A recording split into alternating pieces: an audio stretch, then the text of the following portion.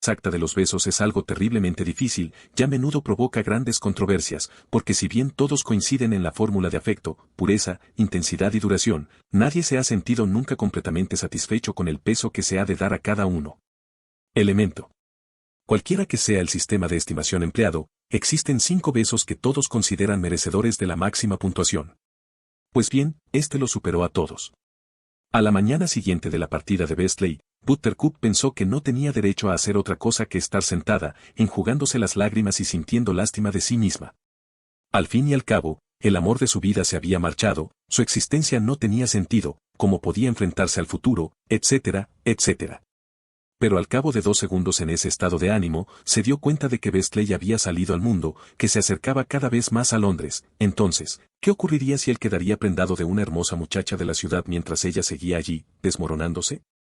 O algo peor, ¿qué ocurriría si llegaba a América y trabajaba en sus empleos y construía su granja y la cama y la mandaba a buscar y cuando ella llegara allá él la mirara y le dijera, te enviaré de vuelta? Te has estropeado los ojos de tanto secarte las lágrimas, se te ha deslucido la piel de tanto apiadarte de ti misma, eres una criatura de aspecto desalinizado. ¿Me casaré con una india que vive en un tipi de por aquí y que siempre está en óptimas condiciones? Buttercup corrió a mirarse en el espejo de su alcoba. Oh, Beastly dijo, no debo defraudarte nunca y corrió escalera abajo hasta donde sus padres estaban discutiendo. 16-13, y eso que todavía no habían desayunado. Necesito vuestro consejo, les interrumpió Buttercup. ¿Qué puedo hacer para mejorar mi apariencia personal? Empieza por bañarte y repuso a su padre. Y, de paso, hazte algo en ese pelo, le dijo su madre. Excávate el territorio que llevas detrás de las orejas. No te olvides de las rodillas. No está mal para empezar, dijo Buttercup y sacudió la cabeza. Tiene gracia, pero no es fácil ser limpiado. Impertérrita, puso manos a la obra. Se despertaba cada mañana, al amanecer, y de inmediato concluía con las faenas de la granja. Había mucho trabajo ahora que Beastly se había marchado. Más aún, pues desde que el conde los había visitado, todos los de aquella zona habían aumentado sus pedidos de leche. De manera que hasta bien entrada la tarde no le quedaba tiempo para mejorar su aspecto. Pero entonces sí que ponía manos a la obra. En primer lugar, un buen baño frío. Después, mientras se le secaba el pelo, se dedicaba a componer los fallos de su figura, tenía un codo demasiado huesudo, y la muñeca del brazo opuesto no era lo bastante huesuda. Y hacía ejercicio para perder el resto de obesidad infantil, era muy poca la que le quedaba, porque tenía ya casi 18 años. Y se cepillaba y cepillaba el pelo. Lo tenía de color del otoño, y nunca se lo había cortado, de manera que le llevaba su tiempo cepillárselo 100 veces, pero no le importaba, porque Beastly nunca se lo había visto así de limpio y vaya si se sorprendería cuando llegara a América y bajara del barco. Tenía la piel del color de la nata helada, y se frotaba cada palma de piel hasta dejarla más que reluciente, cosa que no era nada divertida, pero cómo se alegraría Beastly al ver lo limpia que estaba cuando llegara a América y bajara del barco. Rápidamente comenzó a apreciar su potencial. En 2 semanas del 20º puesto pasó al 15º, un cambio jamás visto en aquellas épocas. Al cabo de 3 semanas, ya se había ubicado en la posición de 9ª y seguía subiendo. La competencia era tremenda, pero al día siguiente de llegar al 9º puesto, recibió una carta de Beastly desde Londres, y con solo leerla, saltó al 8º. En realidad, a eso se debía su escalada, su amor por Beastly no dejaba de aumentar, y por las mañanas, cuando iba a entregar la leche, la gente se quedaba azorada. Había quienes no lograban hacer otra cosa que balbucear, pero muchos lograban hablar, y quienes lo hacían, la encontraban mucho más cálida y amable de lo que había sido jamás. Hasta las muchachas de la aldea la saludaban con inclinaciones de cabeza y sonrisas, y algunas de ellas llegaban incluso a preguntarle por Beastly, craso error a menos que se dispusiera de mucho tiempo libre, porque cuando alguien le preguntaba a Buttercup cómo estaba Beastly, pues bien, ella se explayaba. Era suprema, como de costumbre, era espectacular, era singularmente fabulosa. Podía pasarse horas y horas alabándolo. A veces, a sus interlocutores les resultaba un poquitín difícil mantener la atención, pero se esforzaban, porque era mucho lo que Buttercup amaba a su Beastly. Fue por eso que la muerte de Beastly la golpeó del modo en que lo hizo. Le había escrito justo antes de zarpar para América. Su barco se llamaba Orgullo de la Reina, y la amaba. Así era como redactaba sus oraciones: hoy llueve, y te amo. Estoy mejor del resfriado, y te amo. Saluda a caballo de mi parte, y te amo. Así. Después no hubo más cartas, pero era lógico, estaba en alto mar. Entonces fue cuando se enteró. Regresaba a casa después de haber hecho el reparto de la leche y encontró a sus padres rígidos. Cerca de la costa de Carolina susurró a su padre. Sin previo aviso. De noche susurró a su madre. ¿Qué? Preguntó Buttercup. Piratas, repuso a su padre. Buttercup creyó oportuno sentarse. Silencio en la estancia. Entonces, ¿lo han hecho prisionero? Logré preguntar a Buttercup. Su madre negoció con la cabeza. Ha sido Roberts, dijo su padre. El temible pirata Roberts. O dijo Buttercup. El que nunca deja supervivientes. Sí, replicó su padre. Silencio en la estancia. De repente, Buttercup se puso a hablar a toda prisa. ¿Lo apuñalaron? ¿Se ahogó? ¿Lo degollaron mientras dormía? ¿Suponéis que lo despertaron? Tal vez lo azotaran hasta morir. Entonces se puso de pie. Estoy diciendo tonterías, perdóname. Sacudió la cabeza. Como si la forma en que lo mataron tuviera alguna importancia. Perdonadme, por favor. Dicho lo cual, se dirigió rápidamente a su alcoba. Y allí permaneció durante muchos días. Al principio, sus padres intentaron disuadirla con toda clase de trucos, pero ella no se dejó engañar. Le llevaban comida y se la dejaban delante de la puerta, ella solo tomaba lo suficiente como para seguir con vida. Del interior jamás se oyó ruido alguno, ni llantos, ni gemidos amargos. Cuando por fin salió de su alcoba, tenía los ojos secos. Sus padres levantaron la vista del silencioso desayuno y la miraron. Los dos hicieron además de levantarse, pero ella alzó una mano indicándoles que no lo hicieran. Por favor, puedo cuidarme sola, dijo, y se dispuso a servirse algo de comida. Sus padres la observaban atentamente. En realidad, nunca había tenido un aspecto tan radiante. Cuando se había encerrado en su alcoba era una muchacha increíblemente hermosa. La mujer que salió de esa misma alcoba era un poco más delgada, mucho más sabia, e infinitamente más triste. Esta comprendía la naturaleza del dolor, y debajo de la gloria de sus facciones se entreveían el carácter y la sabiduría que otorga el sufrimiento. Tenía entonces 18 años. Era la mujer más hermosa que existiera en 100 años. A ella parecía no importarle. ¿Te encuentras bien?, le preguntó a su madre. Buttercup bebió el chocolate a sorbos. Muy bien, repuso. ¿Estás seguro?, preguntó a su padre. Sí, replicó Buttercup. Siguió una larguísima pausa. Pero no debo volver a amar nunca. No volvió a hacerlo. Esta es mi primera gran supresión. El capítulo 1, La prometida, trata, en su mayoría, de la prometida. El capítulo 2, El prometido, solo habla del príncipe Humperdinck en las últimas páginas. Jason, mi hijo, abandonó la lectura en este capítulo, y no hay manera de culparlo por ello. Porque Morgenstern abre este capítulo dedicándole 60 páginas a la historia florinesa. Para ser más exactos, a la historia de la corona florinesa. ¿Aburrido? No lo creo. ¿Por qué iba un maestro de la narrativa a interrumpir bruscamente su narración sin haberle dado la oportunidad de comenzar a generarse? No existe respuesta conocida. Lo único que se me ocurre es que para Morgenstern, la verdadera narración no se centraba en Buttercup y en las notables vicisitudes que había de soportar, sino más bien en la historia de la monarquía y temas por el estilo. Cuando se publica esta versión, supongo que cada uno de los eruditos florinenses vivos van a asesinarme. La Universidad de Columbia no solo cuenta con los principales expertos florinenses de América, sino que posee vínculos directos con el Times Book Review de Nueva York. Es algo que no puedo evitar, y espero que comprendan que no he tenido nunca la intención de mostrarme destructivo con la visión de Morgenstern. El príncipe Humperdinck tenía forma de barril. Su pecho era enorme como un barril y tenía unos poderosos muslos abarrilados. No era alto, pero pesaba cerca de los 120 kilos, y era duro como la piedra.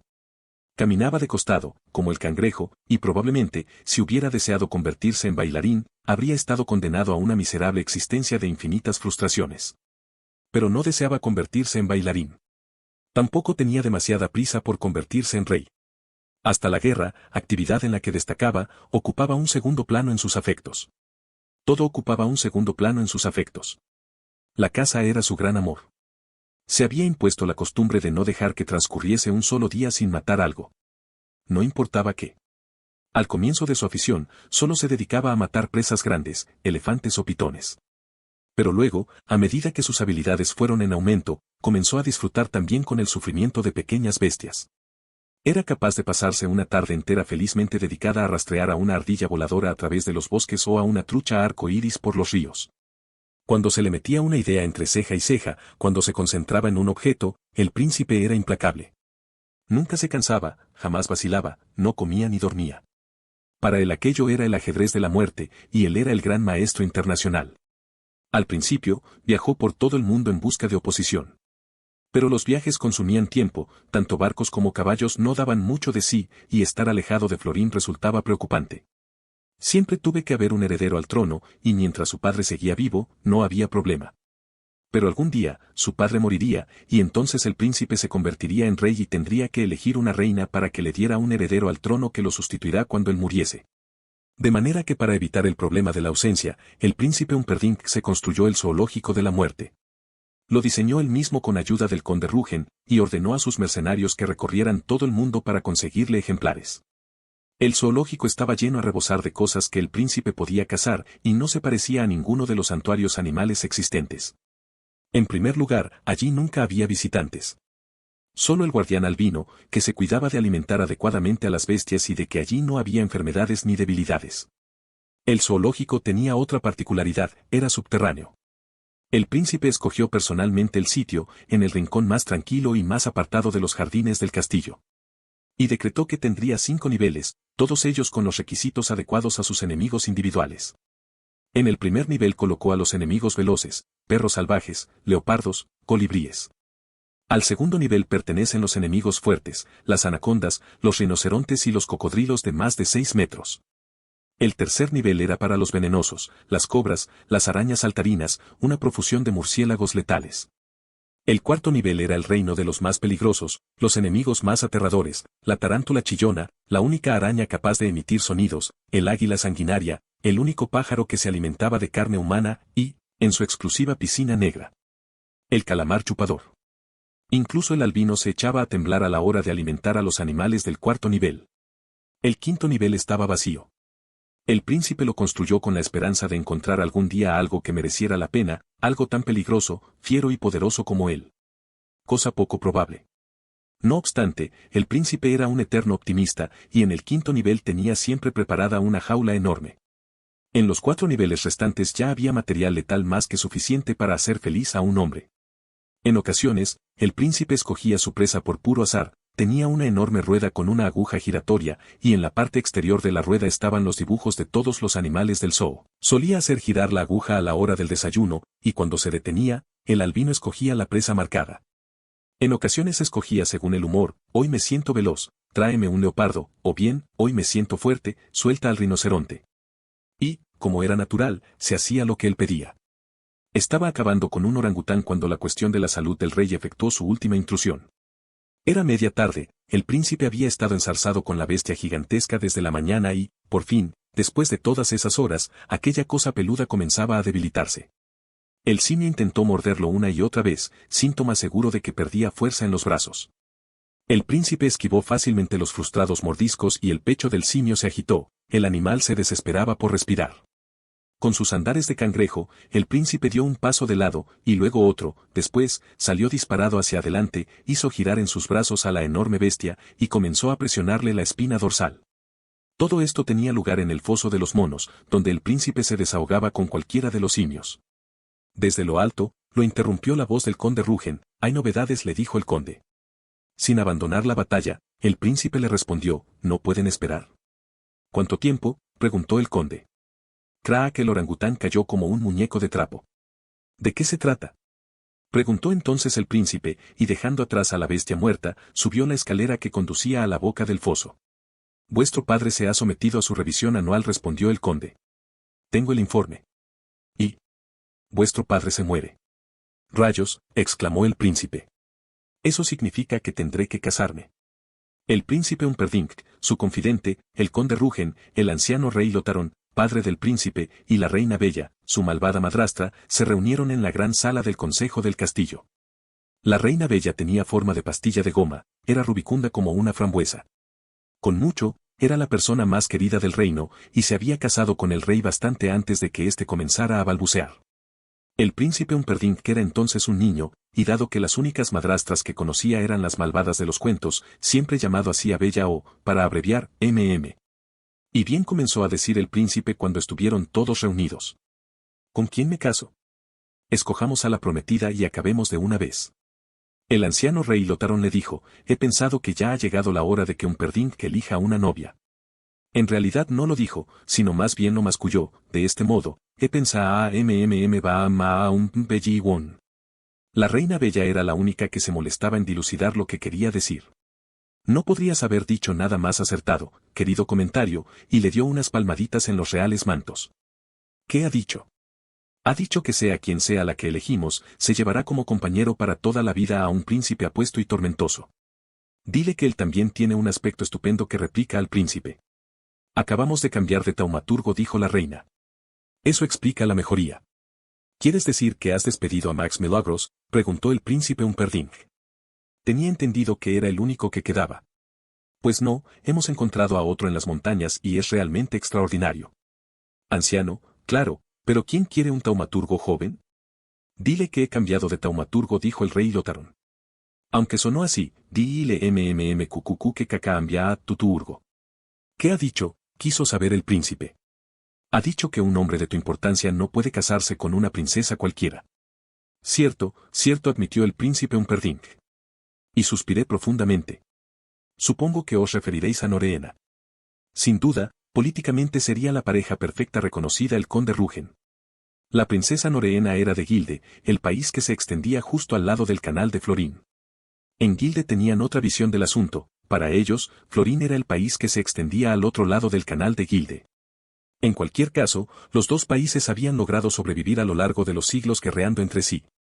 Se había producido la guerra de las aceitunas, la disputa por el atún, que a punto estuvo de dejar en la ruina a ambas naciones, la ruptura romana, que las dejó en la insolvencia, y más tarde, la discordia de las esmeraldas, acontecimiento que les permitieron a ambos volver a enriquecerse, principalmente gracias a que conjugaron sus fuerzas para formar una banda que, durante un breve periodo, se dedicó a robar a todo el mundo que se encontrará a una prudente distancia por mar. Me pregunto si casará, dijo Humperdinck. La personalidad es para mí lo de menos con tal que sean diestras en el manejo del puñal. La vi hace varios años, dijo la reina bella. Parecía bonita, aunque muy poco musculosa. La describiría como una persona más inclinada a tejer que a la acción. Pero preciosa, insisto. ¿Y tu piel?, preguntó al príncipe. Como el mármol, respondió la reina. ¿Los labios? ¿Número de color?, preguntó la reina. Color, rosados. Las mejillas también. Ojos más bien grandes, uno azul, el otro verde. Masculló Humperdinck. ¿Y de formas? Como un reloj de arena. Viste divinamente. Y, por supuesto, es famosa en todo Gilde por poseer la mejor colección de sombreros del mundo. Pues bien, hagámosla venir por algún motivo de estado, así podremos verla de cerca, dijo el príncipe. ¿No hay en Gilde una princesa que tenga la edad correcta?, preguntó el rey. Pero sonó así, Mama Sisa Gelbo, tatada rerietatata. ¿Es que nunca te equivocas?, se preguntó la reina bella mirando los débiles ojos de su soberano. ¿Qué ha dicho?, preguntó al príncipe. Que debo partir hoy mismo con una invitación, replicada la reina. Y así comenzó la gran visita de la princesa Noreena. Soy yo otra vez. De todos los cortes de esta versión, este es el que me parece más justificado. Las escenas de la preparación del equipaje que Morgenstern detalla aquí se pueden omitir sin ningún problema, del mismo modo que los lectores de Moby Dick, excepto a los amantes del castigo, pueden pasar por alto los capítulos sobre la caza de ballenas. Porque lo que ocurre en las siguientes 56 páginas y medios de La princesa prometida es justamente eso, la preparación del equipaje. A mi juicio, las escenas que describen cómo deshacen las maletas entran en esta misma categoría. Lo que ocurre es lo siguiente, la reina bella mete en las maletas la mayor parte de su guardarropa, 11 páginas, y viaja a Gilde, 2 páginas.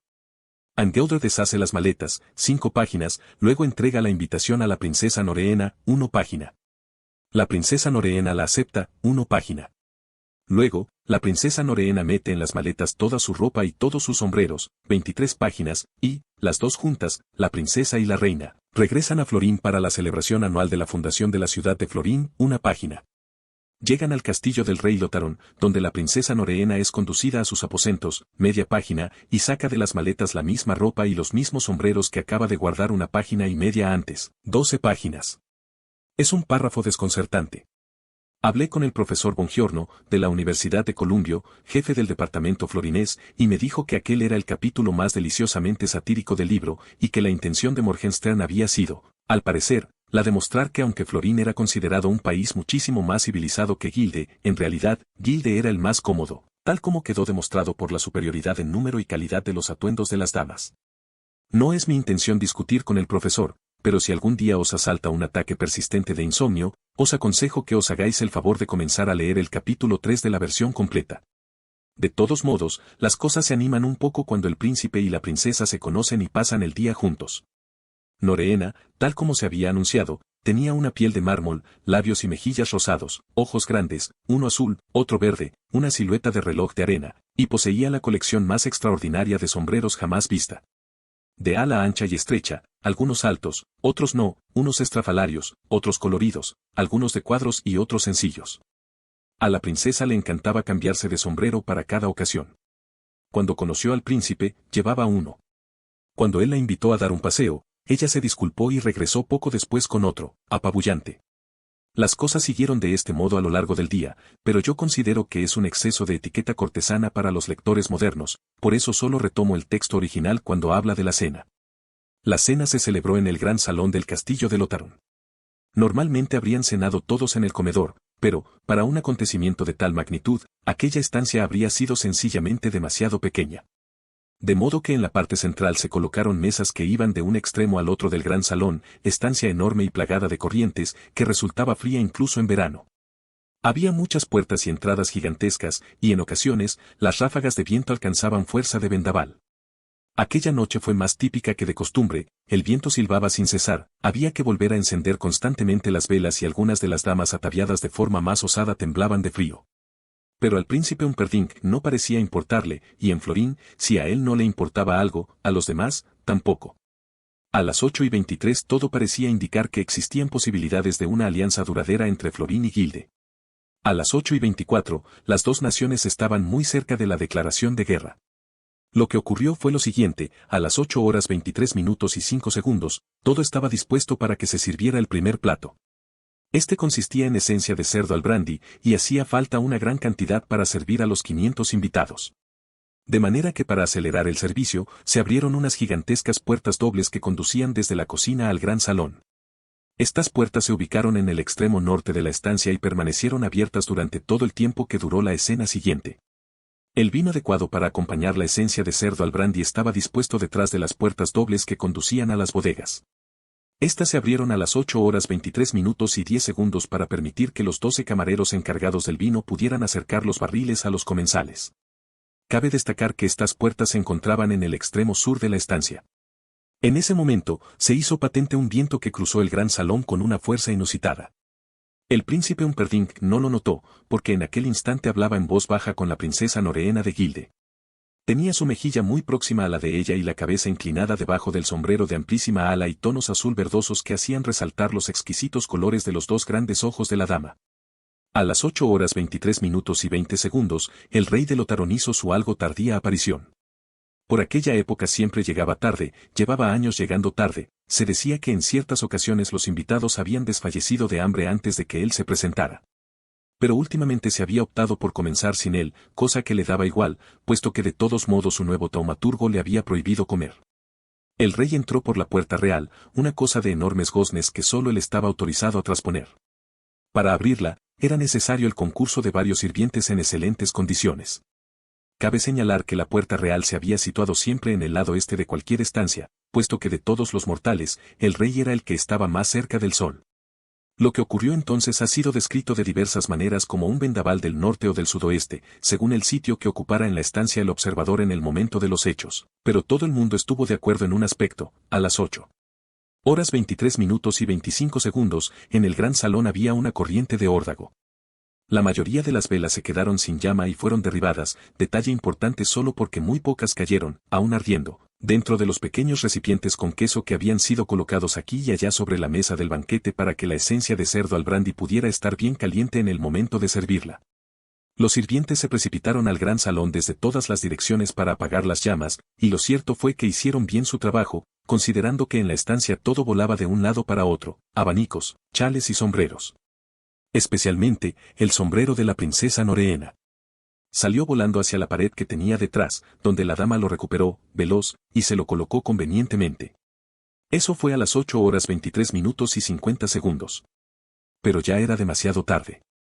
A las 8:23:55, el príncipe Humperdinck se levantó rugiente, las venas de su horrible cuello aparecían grabadas como el cáñamo. En algunos sitios aún perduran las llamas, y sus tonos rojizos enrojecieron aún más su rostro encendido. Así, de pie donde se encontraba, parecía un barril en llamas. Entonces le dijo a la princesa Noreena de Gilde las 5 palabras que llevaron a las 2 naciones al borde de la declaración de guerra: señora, sentíos libres de marcharos.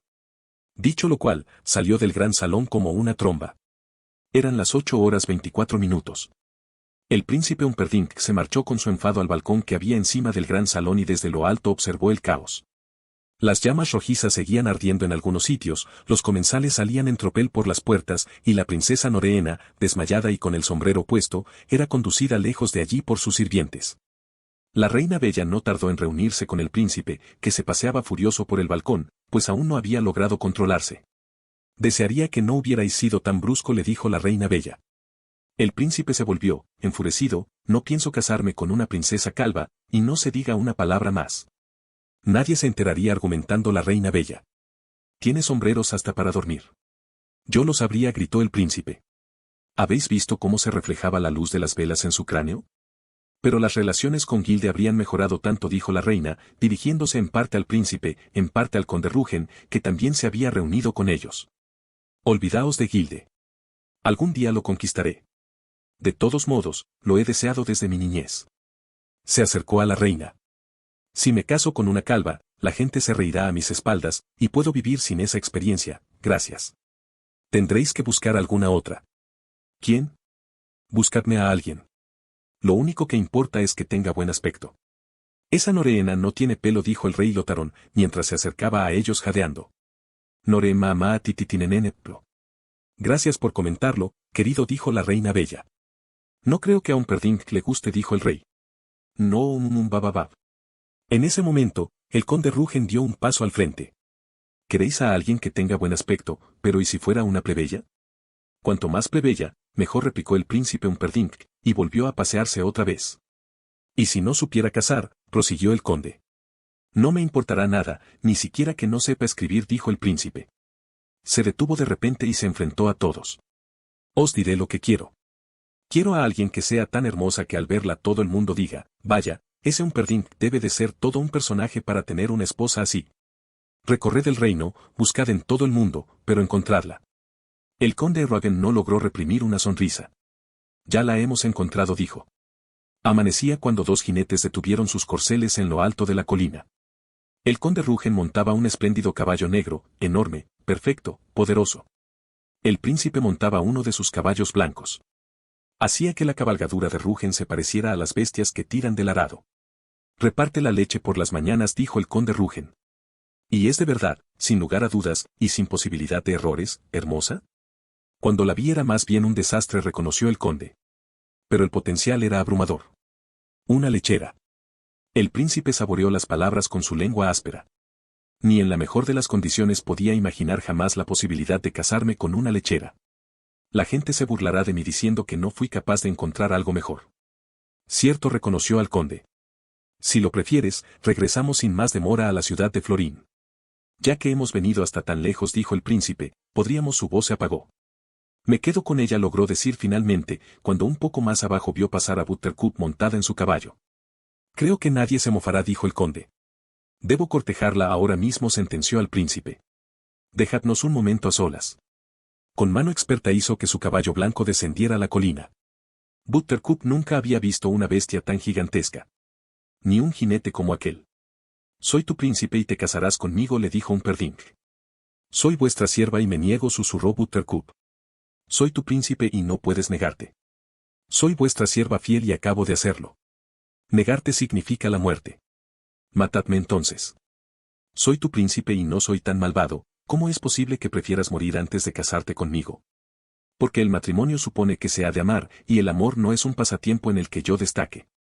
Lo intenté una vez y acabó mal, y he jurado que jamás amaría a otro. Amor, dijo el príncipe Humperdinck. ¿Quién ha hablado de amor? Yo, no, te lo aseguro. Verás, el trono de Florín debe contar siempre con heredero. Sí, soy yo. Cuando muera mi padre, no habrá heredero, solo un rey. Ese soy yo otra vez. cuando eso ocurre, me casaré y tendré descendencia hasta que nazca un varón. O sea que te quedan dos alternativas, casarte conmigo y convertirte en la mujer más rica y más poderosa en millas de kilómetros a la redonda, y regalar pavos para Navidad y darme un hijo varón, o bien, puedes morir de terribles dolores en un futuro muy cercano. Decídete. Nunca os amaré. Aunque me dieras tu amor, no lo querría. Entonces, no faltaba más, casémonos. No me enteré de la existencia de este capítulo hasta que comencé la versión de las partes buenas. Llegado a este punto, mi padre se limitaba a decir, en fin, que entre una cosa y la otra, transcurrieron 3 años. Y a continuación me explicaba cómo llegó el día en que Buttercup fue presentada oficialmente al mundo como la futura reina, y cómo la gran plaza de la ciudad de Florín estaba llena a rebosar como nunca antes. Todos esperaban su presentación, y entonces, pasaba directamente a la terrible descripción del rapto. ¿Me creen si os digo que en la versión original de Morgenstern este es el capítulo más largo de todo el libro? 15 páginas para explicar por qué un Perdink no se puede casar con la plebeya, o sea que venga a discutir ya pelear con los nobles, para acabar convirtiendo a Buttercup en princesa de Hammersmith, que era aquel pequeño puñado de tierra anexo al último confín de las posesiones del rey Lotaron. Entonces, el taumaturgo comenzó a mejorar la salud del rey Lotaron, y siguen 18 páginas en las que se describen las curaciones. Morgenstern odiaba a los médicos, y dejó testimonio de su amargura cuando proscribieron de Florín a los taumaturgos impidiéndoles ejercer. Y 72 páginas contarlas bien, 72 páginas para describir la educación de una princesa. Sigue a Buttercup día a día, mes a mes, en su aprendizaje de todas las normas de etiqueta, de cómo se sirve el té, de cómo dirigirse a una bab y cosas por el estilo. Todo ello narrado en una vena satírica, naturalmente, porque Morgenstern odiaba a la realidad mucho más de lo que odiaba a los médicos. Pero desde el punto de vista narrativo, en estas 105 páginas, no pasa nada. Salvo esto, en fin, que entre una cosa y la otra, transcurrieron 3 años. La gran plaza de la ciudad de Florín estaba llena a rebosar como nunca antes, la gente esperaba la presentación de Buttercup de Hammersmith, futura esposa del príncipe Humperdinck. La multitud había comenzado a reunirse unas 40 horas antes, pero hasta 24 horas antes, todavía había menos de 1000 personas. A medida que el momento de la presentación se fue acercando, la gente comenzó a llegar de todos los confines del país. Ninguno había visto nunca a la princesa, pero los rumores acerca de su belleza eran continuos y cada uno de ellos era menos posible que el anterior. Hacia mediodía, el príncipe Humperdinck apareció en el balcón del castillo de su padre y levantó los brazos. La multitud, que ya había adquirido unas proporciones peligrosas, se acalló lentamente. Corrían diferentes rumores acerca de la salud del rey, unos decían que se moría, otros que ya había muerto, algunos que llevaba muerto mucho tiempo y otros que estaba perfectamente. Pueblo mío, amados míos, de quienes obtenemos nuestra fuerza, hoy es un día de regocijo. Como habréis oído ya, la salud de mi honorable padre no es lo que era. Aunque claro, con 97 años, ¿qué más se puede pedir? Sabréis también que Florín necesita un heredero varón. La multitud comenzó a agitarse, tenía que ser aquella dama de la que tanto habían oído hablar. Dentro de 3 meses, conmemoraremos el 50º aniversario de nuestro país. Para celebrarlo, al caer la noche de ese día, tomaré por esposa a la princesa Buttercup de Hammersmith. Aún no lo conocéis. Pero la conoceréis ahora. Hizo un amplio ademán y las puertas del balcón se abrieron de par en par, Buttercup salió y se colocó a su lado, en el balcón. Y la multitud se quedó literalmente boquiabierta. La princesa de 21 años superaba 2 veces a la enlutada niña de 18. Los defectos habían desaparecido de su figura, el codo demasiado huesudo se había rellenado de carne a la perfección, y la muñeca regordeta del otro brazo no podía haber sido más esbelta. Su pelo, que en otras épocas fuera del color del otoño, seguía siendo del mismo color, pero así como antes ella misma se lo arreglaba, ahora tenía permanentemente a su disposición 5 peluqueros que se ocupaban de todo. Esto ocurrió mucho después de que existieron los peluqueros, en realidad, desde que existen las mujeres existen los peluqueros, el primero de los cuales fue Adán, aunque los estudiosos de la vida del rey Jacobo hagan lo imposible por enturbiar este asunto. Su piel seguía siendo como la nata helada, pero ahora, con 2 doncellas dedicadas a cada apéndice y 4 al resto de su cuerpo, en ciertos aspectos, esa piel parecía darle un brillo suave, que se movía al hacerlo ella. El príncipe Humperdinck tomó la mano de la princesa, la levantó en el aire y la multitud vitoreó. Ya basta, no debemos arriesgarnos a un periodo de exposición excesiva, dijo el príncipe, y se dispuso a entrar en el castillo. Algunos han estado esperando durante mucho tiempo, replicó Buttercup. Me gustaría caminar entre ellos. No acostumbramos a caminar entre plebeyos a menos que sea inevitable, le recordó el príncipe. En mis tiempos, conocí más de un plebeyo, repuso Buttercup. Creo que no me hará daño. Dicho lo cual, abandonó el balcón y un momento más tarde, reapareció en la amplia escalinata del castillo, completamente sola, comenzó a bajar hacia la multitud con los brazos abiertos. Dondequiera que se dirigiese, la gente le abría paso. Cruzó una y otra vez la gran plaza y todo el mundo se apartaba para dejarla pasar. Buttercup continuó avanzando lentamente y sonriendo, sola, como un mesías. La mayor parte de los allí presentes no olvidarían jamás aquel día. Por supuesto que ninguno de ellos había estado nunca tan cerca de la perfección y la gran mayoría la adoró al instante. Sin lugar a dudas, había algunos que, aunque admitieran que era muy agradable, se reservaban el juicio respecto de sus cualidades como reina. Y también existían algunos otros que estaban francamente celosos. Muy pocos la odiaban. Solo 3 planeaban asesinarla. Buttercup, naturalmente, era ajena a todo esto. Sonreía, y cuando algunos querían tocarle el vestido, pues bien, también los dejaba hacer. Había estudiado mucho para actuar regiamente, y deseaba con fervor tener éxito, de modo que se mantenía erguida y con una sonrisa gentil en los labios, y si alguien le hubiera dicho que su muerte estaba tan próxima se habría echado a reír. Pero en la esquina más alejada de la gran plaza, en el edificio más alto del reino, en la oscuridad de la sombra más oscura, esperaba el hombre de negro. Sus botas eran negras y de cuero. Sus pantalones eran negros, y negra su camisa. Su máscara era negra, más negra que el plumaje del cuervo. Pero más negro que todo eso eran sus ojos brillantes.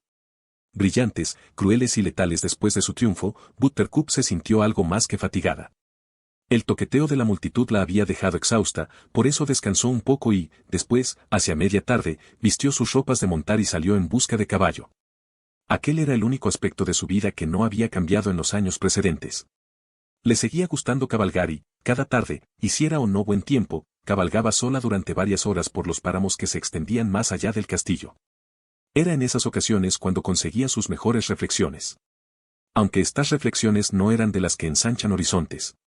Aún así, se decía Buttercup, tampoco era tonta, y mientras se reservaba sus reflexiones, bueno, ¿qué daño podía causar? Y mientras cabalgaba por bosques y arroyos y brezales, su cerebro era un torbellino. La caminata entre las multitudes la había conmovido de un modo extraño.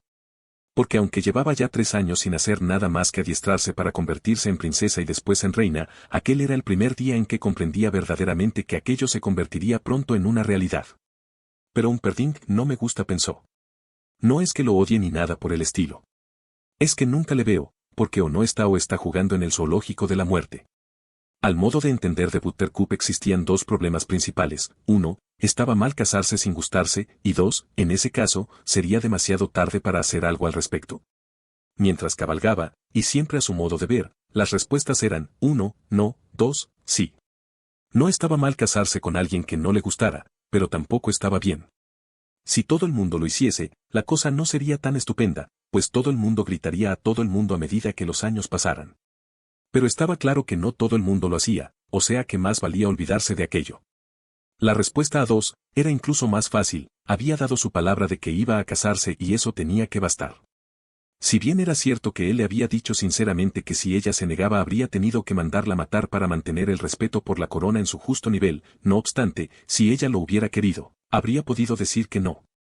Desde que se había convertido en aprendiza de princesa todos le habían dicho que era, con toda probabilidad, la mujer más hermosa del mundo. Y ahora se iba a convertir además en la más rica y poderosa. No esperes demasiado de la vida, se dijo Buttercup mientras seguía cabalgando. Aprende a conformarte con lo que tienes. Comenzaba a oscurecer cuando Buttercup alcanzó la cima de la colina. Se encontraba a una media hora de camino del castillo, y ya llevaba cabalgando las 3/4 partes de su paseo diario. De pronto refrenó a caballo porque, a lo lejos, de pie en la oscuridad, se encontró el trío más extraño que jamás viera. El hombre que iba al frente era moreno, siciliano quizás, con un rostro muy dulce, casi angelical. Tenía una pierna algo más corta que la otra y un asomo de joroba, pero avanzó hacia ella con velocidad y agilidad sorprendentes. Los otros 2 continuarán inmóviles en su sitio. El segundo, también moreno, probablemente español, iba tan erguido y era tan delgado como la hoja de acero de la espada que llevaba colgada del costado. El tercero, bigotudo, tal vez turco, era con mucho el ser humano más corpulento que había visto en su vida. ¿Puedo hablaros?, inquirió el siciliano, levantando los brazos. Su sonrisa era más angelical que su rostro. Habla, repuso Buttercup, deteniéndose. No somos más que unos pobres artistas circenses, le explicó el siciliano. Oscurece y nos hemos perdido. Nos han dicho que por aquí cerca hay una aldea que podría gozar quizás de nuestras habilidades. Te han informado mal, le dijo Buttercup.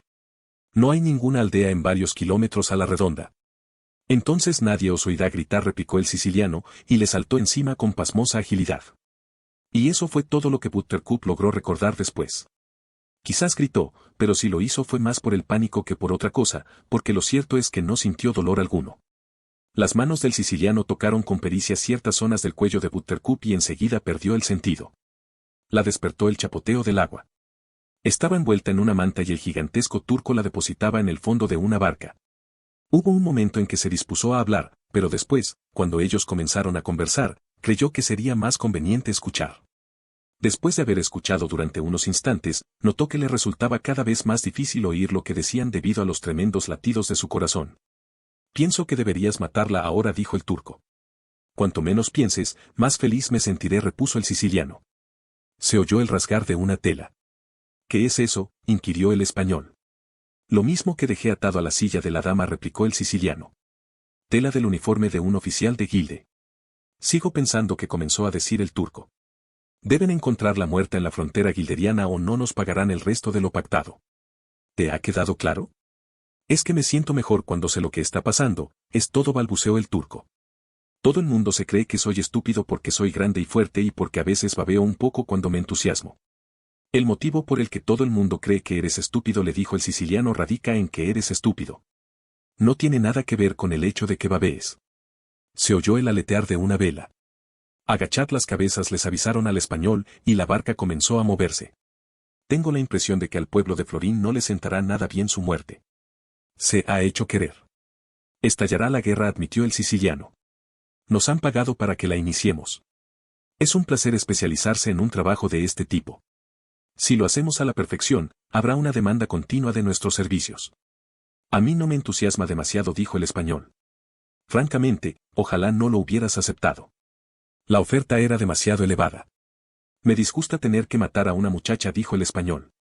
Dios lo hace todo el rato, y si a él no le molesta, no dejes que te preocupes a ti. Mientras se desarrollaba la conversación, Buttercup no se movió. Digámosle que la hemos raptado para pedir un rescate, dijo el español. El turco estuvo de acuerdo con él. Es tan hermosa, enloquecería si lo supiera. Ya lo sabe, dijo el siciliano. Está despierta y ha oído cada palabra de nuestra conversación. Buttercup yacía inmóvil, envuelta en la manta. Se preguntó cómo había podido darse cuenta. ¿Cómo puedes estar tan seguro?, inquirió el español. Los sicilianos lo intuimos todo, respondió. Engreído, pensó Buttercup. Sí, muy engreído, dijo el siciliano. Debe leerme el pensamiento, pensó Buttercup. ¿Vas a soltar toda la vela?, preguntó el siciliano. Toda la que la seguridad permite, repuso el español desde su puesto junto a la caña del timón. Les llevamos una hora de ventaja, de modo que todavía no corremos riesgos. Su caballo tardará unos 27 minutos en regresar al castillo, transcurrirán otros cuantos minutos antes de que logren descifrar lo ocurrido y, como hemos dejado un rastro visible, saldrán a buscarnos dentro de una hora. En este tiempo, deberíamos llegar a los acantilados y, con un poco de suerte, estaremos en la frontera de Gilde al amanecer, cuando ella morirá. Calculo que su cuerpo estará bastante caliente cuando el príncipe lo encuentre mutilado. Ojalá pudiéramos quedarnos para ver su dolor, debería ser homérico. ¿Por qué me revela sus aviones?, se preguntó Buttercup. Vais a volver a dormiros ahora mismo, señora mía, dijo el español, y de pronto, sus dedos se posaron en la frente, en el hombro y en el cuello de Buttercup y ésta volvió a perder el sentido. Buttercup ignoraba cuánto tiempo permaneció inconsciente, pero seguían en la barca cuando parpadeó escudándose tras la manta. Y esta vez, sin atreverse a pensar que el siciliano se habría entrado de un modo u otro, lanzó la manta a un lado y se zambulló en el canal de Florín. Permaneció sumergida todo el tiempo que le permitió su coraje, y luego emergió, comenzó a cruzar a nado la extensión de agua sin reflejo de la luna, empleando hasta la última gota de energía que le quedaba. Tras ella, en la oscuridad, se oyeron unos gritos. lánzate al agua, exclamó el siciliano. Solo nado como un perrito, repuso el turco. Entonces, sabes más que yo, dijo el español. Buttercup siguió nadando y alejándose de ellos. Le doblaban los brazos por el esfuerzo, pero no les permitieron ningún descanso. Pataleaba con los pies y el corazón le latía con fuerza. Oigo cómo patalea, dijo el siciliano. Vira a la izquierda. Buttercup cambió al estilo brasa y se alejó, nadando silenciosamente. ¿Dónde está? Chilló el siciliano. Los tiburones la alcanzarán, no te preocupes, le recordará el español. Cielos, ojalá no los hubieras mencionado, pensó Buttercup. Princesa, gritó el siciliano, ¿sabéis lo que les ocurre a los tiburones cuando huelen sangre en el agua? Enloquecen. No hay modo de controlar su ferocidad. Despedazan, destrozan, arrancan y devoran, y yo estoy en una barca, princesa, y en el agua no hay sangre, de modo que ambos estamos bastante a salvo, pero tengo un cuchillo en la mano, milady, y si no regresáis, me cortaré los brazos y las piernas y recogeré la sangre en un recipiente y la lanzaré tan lejos como pueda. Los tiburones son capaces de oler sangre en el agua a kilómetros de distancia, y no seréis hermosas por mucho tiempo. Buttercup vaciló, sin dejar de nadar en silencio. A su alrededor, aunque seguramente era cosa de su imaginación, le pareció oír el sonido silbante de gigantescas colas. Regresad ahora mismo. No os lo advertiré más. Si regreso, me matarán de todos modos, ¿qué diferencia hay?, pensó Buttercup. La diferencia, ahí está, lo ha hecho otra vez, pensó Buttercup. Sabe leer el pensamiento. Radica en que si regresáis ahora, prosiguió el siciliano, os doy mi palabra de caballero y asesino de que moriréis sin sentir dolor. Puedo aseguraros que los tiburones no van a prometeros nada parecido. Los sonidos de los peces en la noche se acercaron más. Buttercup se echó a temblar de miedo. Se sentía tremendamente avergonzada, pero no podía evitarlo. Solo deseaba poder ver por un instante si de verdad había tiburones y si el siciliano sería capaz de cortarse como había amenazado. El siciliano dio un aparatoso respingo. Acaba de cortarse el brazo, milady, gritó el turco. Y ahora recoge la sangre en un recipiente. Debes haber por lo menos un dedo de sangre en el recipiente. El siciliano dio otro respingo. Ahora se ha cortado la pierna, prosiguió el turco. El recipiente se está llenando. No me lo creo, pensó Buttercup. En el agua no hay tiburones y en el recipiente no hay sangre. Tengo el brazo tendido hacia atrás, anunciado el siciliano. Si gritáis o no para revelar dónde estáis es una elección que os corresponde a vos. No pienso decir ni pío, decidió Buttercup. Adiós, dijo el siciliano. Se oyó el sonido típico que produce el líquido al caer en otro líquido. Después, siguió una pausa. Y entonces los tiburones enloquecieron. No se la comen los tiburones, me dijo mi padre. ¿Cómo?, inquirí levantando la vista y mirándolo. Tenías todo el aspecto de estar demasiado metido en la historia y demasiado preocupado, de modo que pensé que sería mejor darte un respiro. Por favor, exclamé, cualquiera diría que soy un crío. ¿A qué vienen tantos rodeos? Parecía realmente molesto, pero os contaré la verdad, empezaba a meterme demasiado en la historia y me alegraba de que mi padre me lo advirtiera. Quiero decir, cuando uno es un crío, no suele pensar cosas al estilo de, vale, como el libro se titula La princesa prometida y como apenas hemos leído unos capítulos, está claro que el autor no va a hacer que los tiburones despedacen a su primera dama. Cuando uno es un niño, se engancha a las cosas, de modo que a todos los niños que están leyendo este libro, les repetiré simplemente las palabras de mi padre, puesto que a mí me calmaron, no se la comen los tiburones. Entonces los tiburones se enloquecieron. A su alrededor, Buttercup los oyó lanzar su sonido agudo y gritar y agitar sus poderosas colas. Nada podrá salvarme, admitió Buttercup, estoy perdida. Por suerte para todos los implicados, excepto a los tiburones, fue más o menos a esa hora cuando salió la luna. Ahí está, gritando el siciliano. El español viró la barca veloz como el rayo y, a medida que se acercaba, el turco tendió un brazo gigantesco y ella volvió a la seguridad que le ofrecían sus asesinos, mientras alrededor los tiburones se embestían unos contra los otros, tremendamente frustrados. Que no se enfríe, dijo el español desde su puesto junto a la caña del timón, y le lanzó su capa al turco. No os enfriéis, dijo el turco, y envolvió a Buttercup entre los pliegues de la capa. No creo que tenga tanta importancia, repuso Buttercup, pues de todos modos vas a matarme al amanecer. Él es quien hará el trabajo, le dijo el turco, y señaló al siciliano, que se estaba vendando las heridas. Nosotros nos limitaremos a sujetar. Sujeta esa estúpida lengua, le ordenó el siciliano. El turco se llamó inmediatamente. No creo que sea tan estúpido, dijo Buttercup. Y tampoco creo que tú seas tan inteligente, mira que arrojar tu propia sangre al agua no es lo que yo llamaría una idea de primera. ¿Funcionó o no funcionó? Habéis vuelto, ¿no? El siciliano se acercó a ella. Cuando las mujeres están lo bastante asustadas, se ponen a gritar. Pero yo no grité.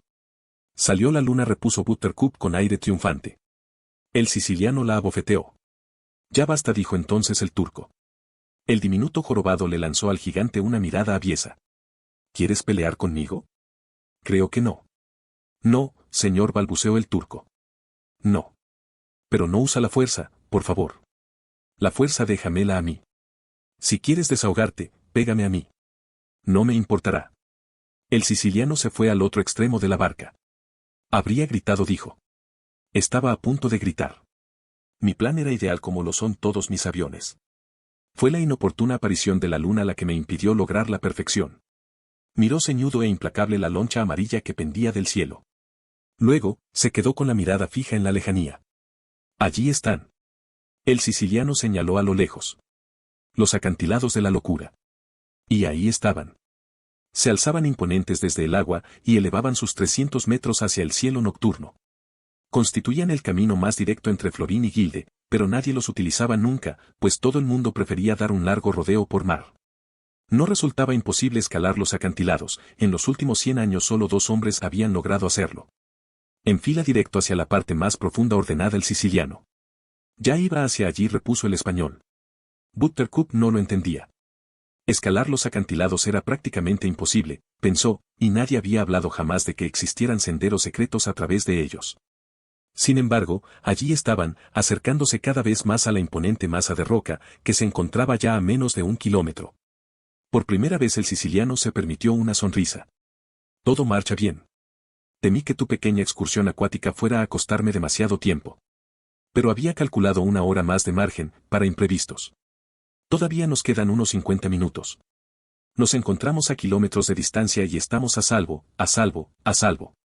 ¿Y nadie podría estar siguiéndonos todavía?, inquirió el español. Nadie, le aseguró el siciliano. Sería inconcebible. ¿Absolutamente inconcebible?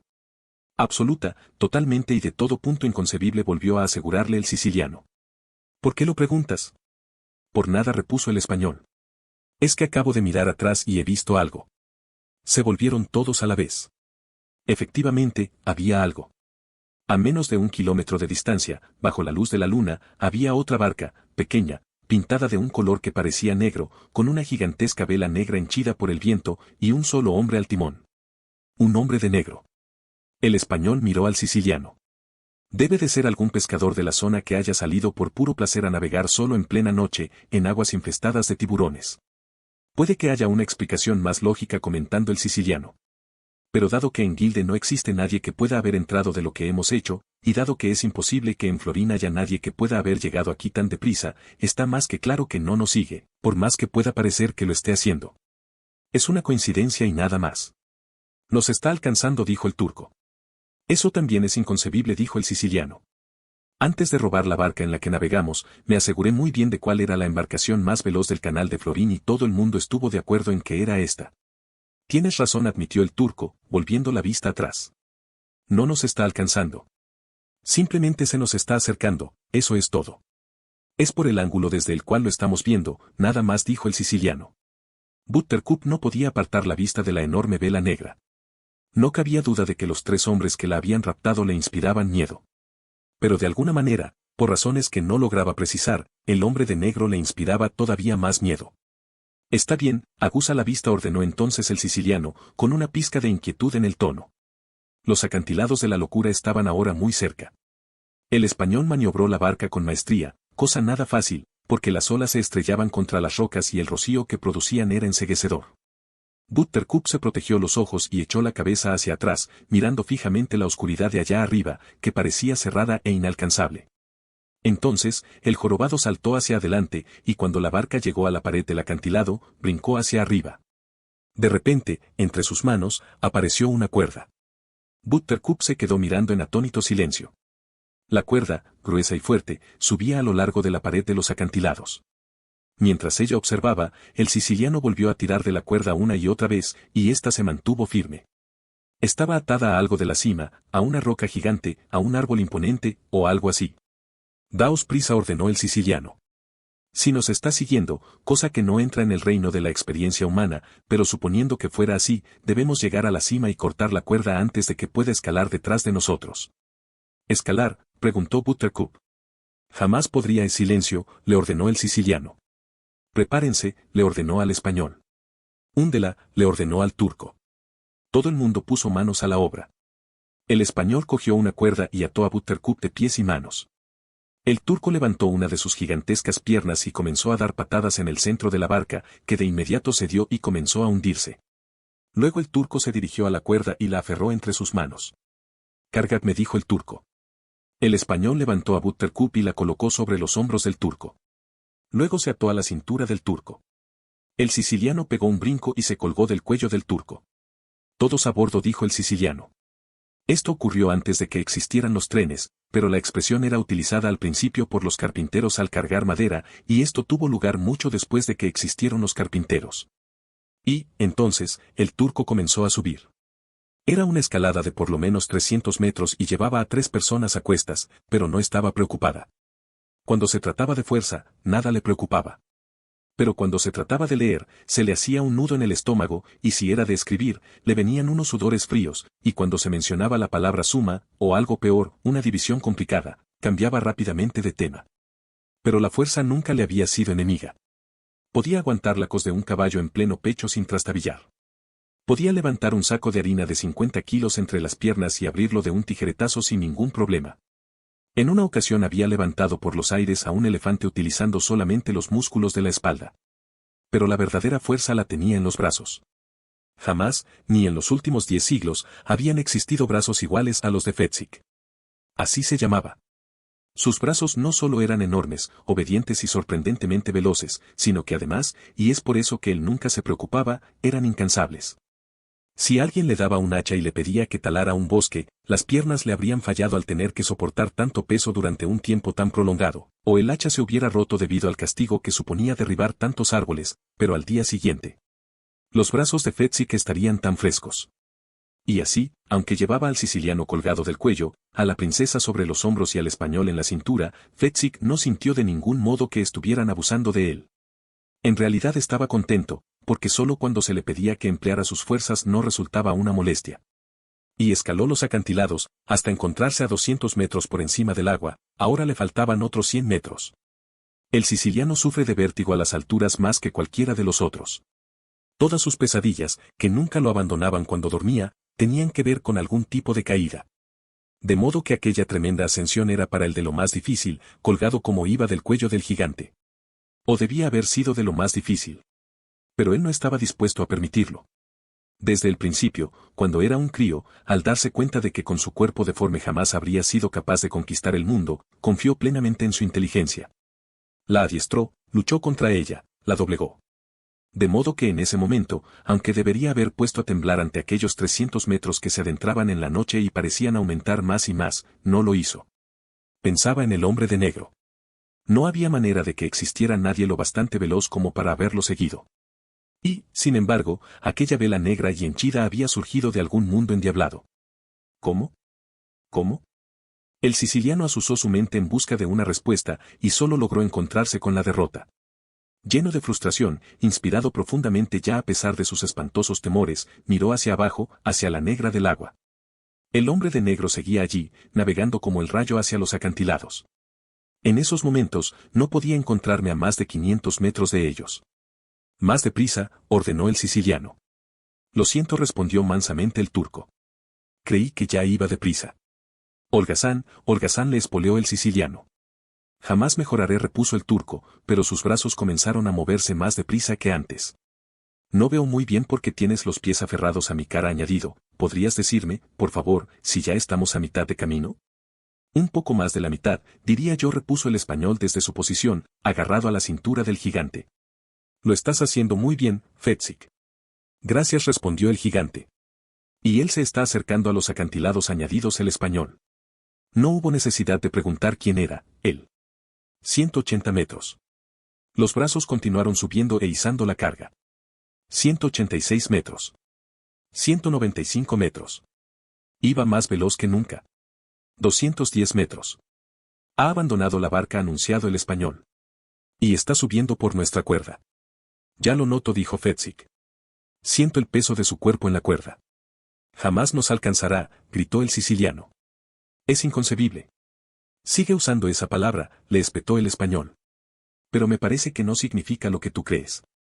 ¿Cuán deprisa está escalando? Preguntó Fetzik. Me tiene asustado, fue la respuesta del español. El siciliano reunió todo su valor y volvió a mirar hacia abajo. El hombre de negro parecía volar. Había reducido ya en 30 metros la ventaja que le habían sacado. Quizá más. Tenía entendido que eras fuerte.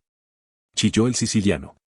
Creía que era un gigante poderoso y, sin embargo, él nos está alcanzando. Es que yo llevo a 3 personas, dijo Fetzik.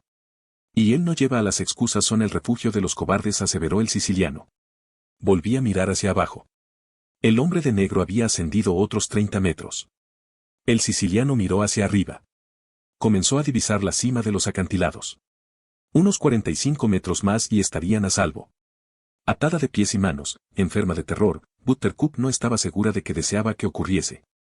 Aunque sí sabía una cosa, que no deseaba volver a vivir nada parecido. Vuela, Fetzik, aulló el siciliano. Faltan 30 metros. Fetzik. Voló. Lo apartó todo de su mente, solo pensó en las cuerdas, los brazos, los dedos. Y sus brazos tiraron y sus dedos se aferraron a la cuerda y ésta se tensó y ya se encuentra a más de medio camino, anunciado el español. A medio camino de la muerte, dijo el siciliano. Nos faltan 15 metros para ponernos a salvo, y cuando hayamos alcanzado la cima y desatemos la cuerda, soltó una carcajada. 12 metros. Fetzik tiraba. 6 metros. 3 metros. Se acabó. Fetzik lo había logrado.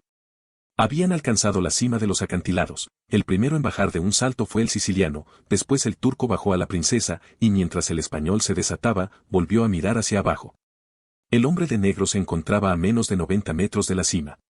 Es una pena, dijo el turco, poniéndose al lado del español y mirando hacia abajo. Un escalador así se merece algo más. Que se interrumpió. El siciliano había desatado los nudos que sujetaban la cuerda alrededor de un roble. La cuerda parecía adquirir vida propia, era como una colosal serpiente de agua que por fin regresó a casa. Salió serpenteando hacia el borde de los acantilados y con un movimiento en espiral cayó en el canal iluminado por la luna. El siciliano se desternillaba de risa y no paró hasta que el español dijo, lo ha logrado. ¿Qué ha logrado?, inquirió el jorobado corriendo a asomarse al borde del acantilado. Soltar la cuerda a tiempo, respondió el español. Amor, dijo señalando hacia abajo. El hombre de negro colgaba en el aire, aferrado a la pared de roca, a 210 metros por encima del agua. El siciliano lo contemplaba, fascinado.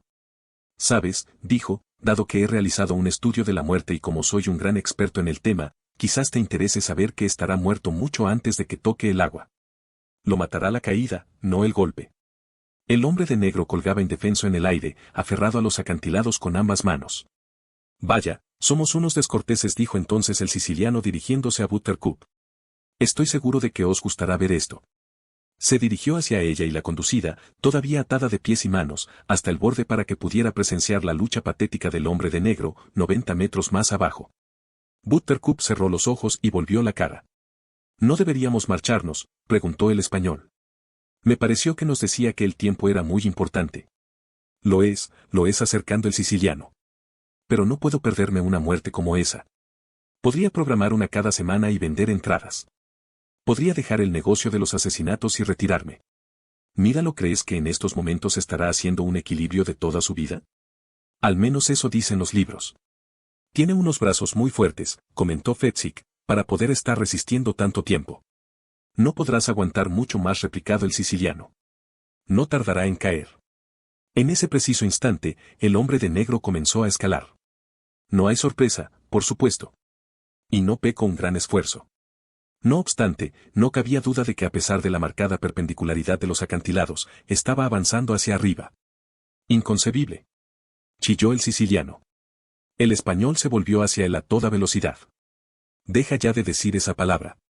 Era inconcebible que nadie nos siguiera, pero cuando nos volvimos para mirar atrás, ahí estaba el hombre negro. Era inconcebible que nadie pudiera navegar tan deprisa como nosotros y, sin embargo, nos dio alcance. Y ahora esto también es inconcebible, pero mira en la oscuridad de la noche, el español señaló hacia abajo. Fíjate cómo sube. Efectivamente, el hombre de negro estaba subiendo. De alguna manera, por obra de algún milagro, sus dedos iban encontrando asidero en las grietas, y en esos momentos se hallaba unos 4 metros más cerca de la cima y más alejado de la muerte.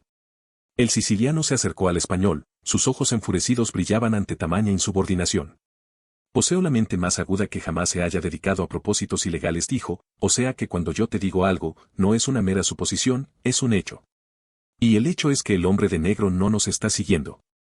Una explicación más lógica sería que es simplemente un marinero con un ligero interés por el alpinismo y que por pura casualidad se dirige más o menos al mismo sitio que nosotros.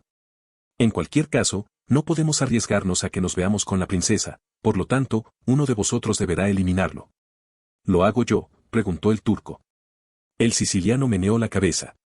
No, Fetzik dijo finalmente. Necesito tu fuerza para cargar con la muchacha. Levántala ahora mismo y prosigamos nuestro camino. Se volvió hacia el español y le informó, nos dirigiremos directamente hacia la frontera de Gilde.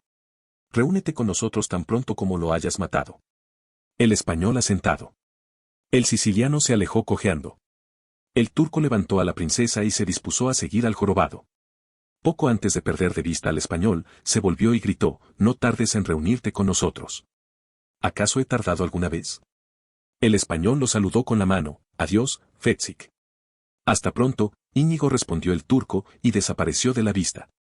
Y el español se quedó solo.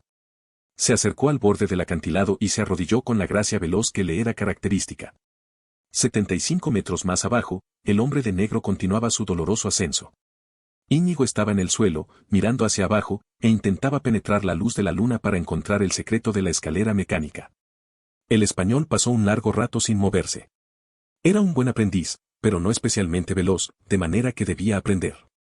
Finalmente advirtió que, de alguna manera, por obra de algún misterio, el hombre de negro cerraba los puños y los metía en la roca utilizándolos de soporte. Después levantaba la mano libre, hasta que encontró una abertura profunda en la pared del acantilado y, cerrando bien el puño, lo introdujo en ella.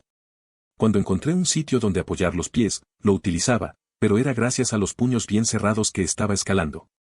Íñigo se quedó maravillado. Aquel hombre de negro era un aventurero realmente extraordinario.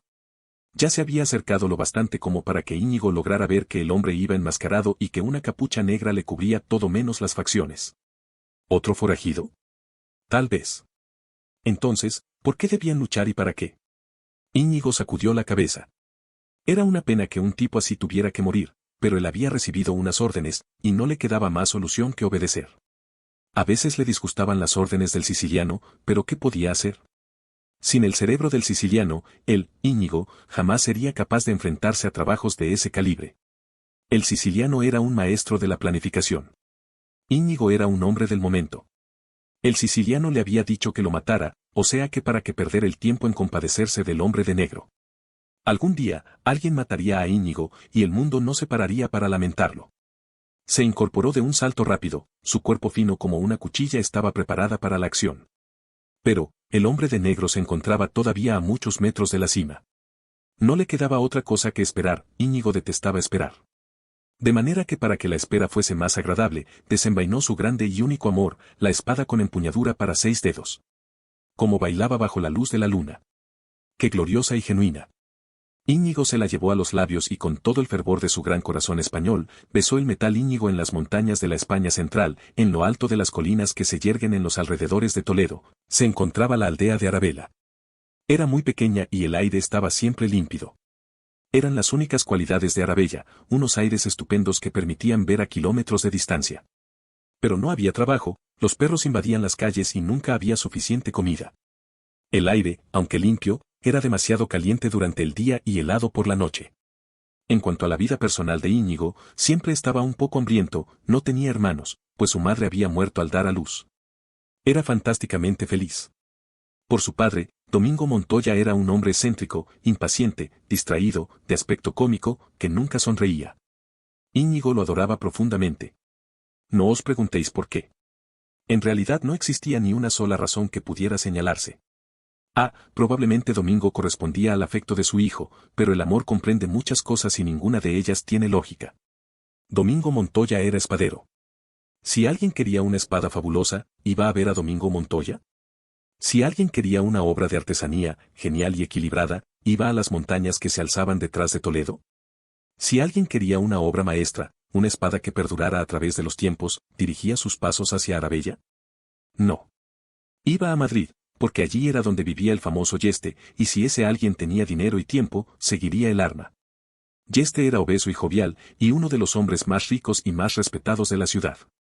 Y era muy justo que lo fuese.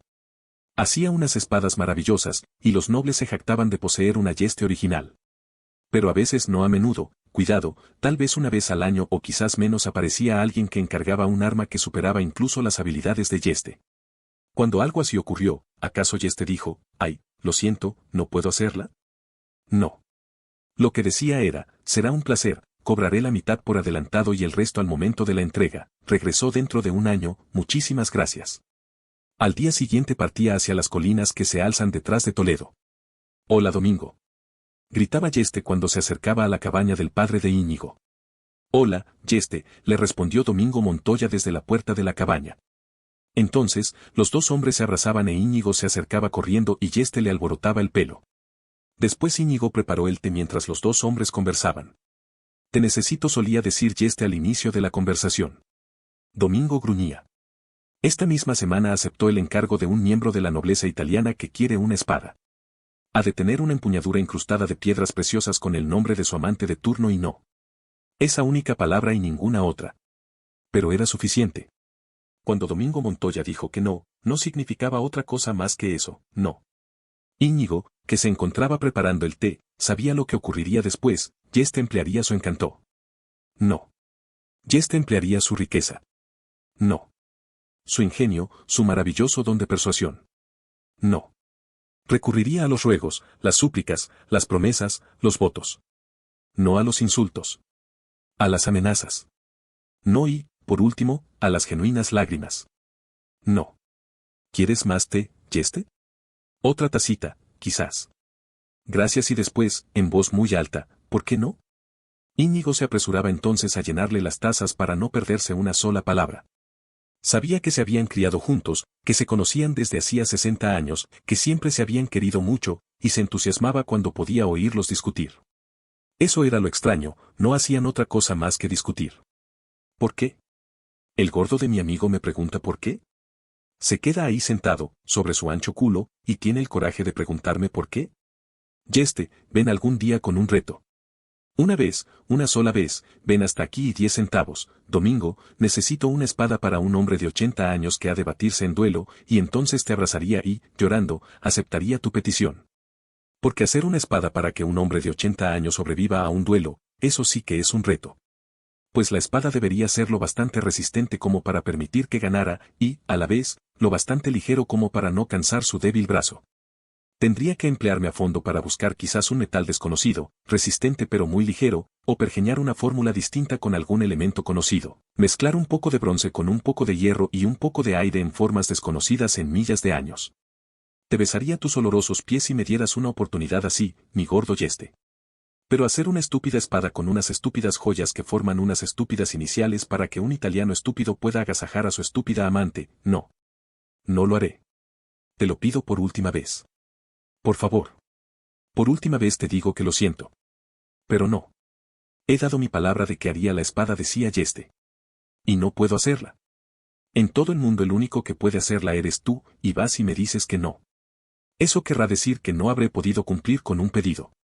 Y eso significará que habrá perdido el honor.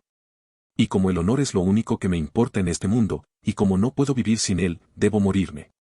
Y como eres mi amigo más querido, ya que estoy aquí, puedo morirme ahora mismo, contigo, amparado por el calor de tu afecto. Llegado este punto, Yeste sacó un puñal. Era algo magnífico, Domingo se lo había regalado a Yeste el día de su boda. Adiós, el pequeño Íñigo, dijo entonces Yeste. Que Dios te dé tu porción de sonrisas. A Íñigo le estaba prohibido interrumpir. Adiós, pequeño Domingo, dijo entonces Yeste. Aunque muero en tu cabaña y aunque sea tu tosudez la que cause mi muerte, en otras palabras, aunque seas tú quien me mate, ni se te ocurre pensar en ello. Te quiero como siempre lo he hecho, y que Dios no permita que el remordimiento te quite el sueño. Se descubría el pecho y acercaba el puñal más y más. El dolor es peor de lo que imaginaba, gritaba Yeste. ¿Cómo puede dolerte si la punta del puñal está todavía a 2 centímetros de tu vientre? Preguntaba Domingo. Me anticipo al dolor, no me molestes, déjame morir en paz. Acercaba la punta a la piel y empujaba. Domingo le aferraba la mano y apartaba el puñal. Algún día no te lo impediré, le dijera. Íñigo, pon otro plato más para la cena. Estaba dispuesto a matarme. De verdad. Ya basta de dramatismos. ¿Qué tenemos esta noche en el menú? Las gachas de siempre. Íñigo, vete a ver si por casualidad llevo algo en el carruaje. En el carruaje siempre esperaba un festín. Y después de la comida y de las anécdotas venía la despedida, y siempre, antes de la despedida, venía la petición. Deberíamos asociarnos, decía Yeste. En Madrid.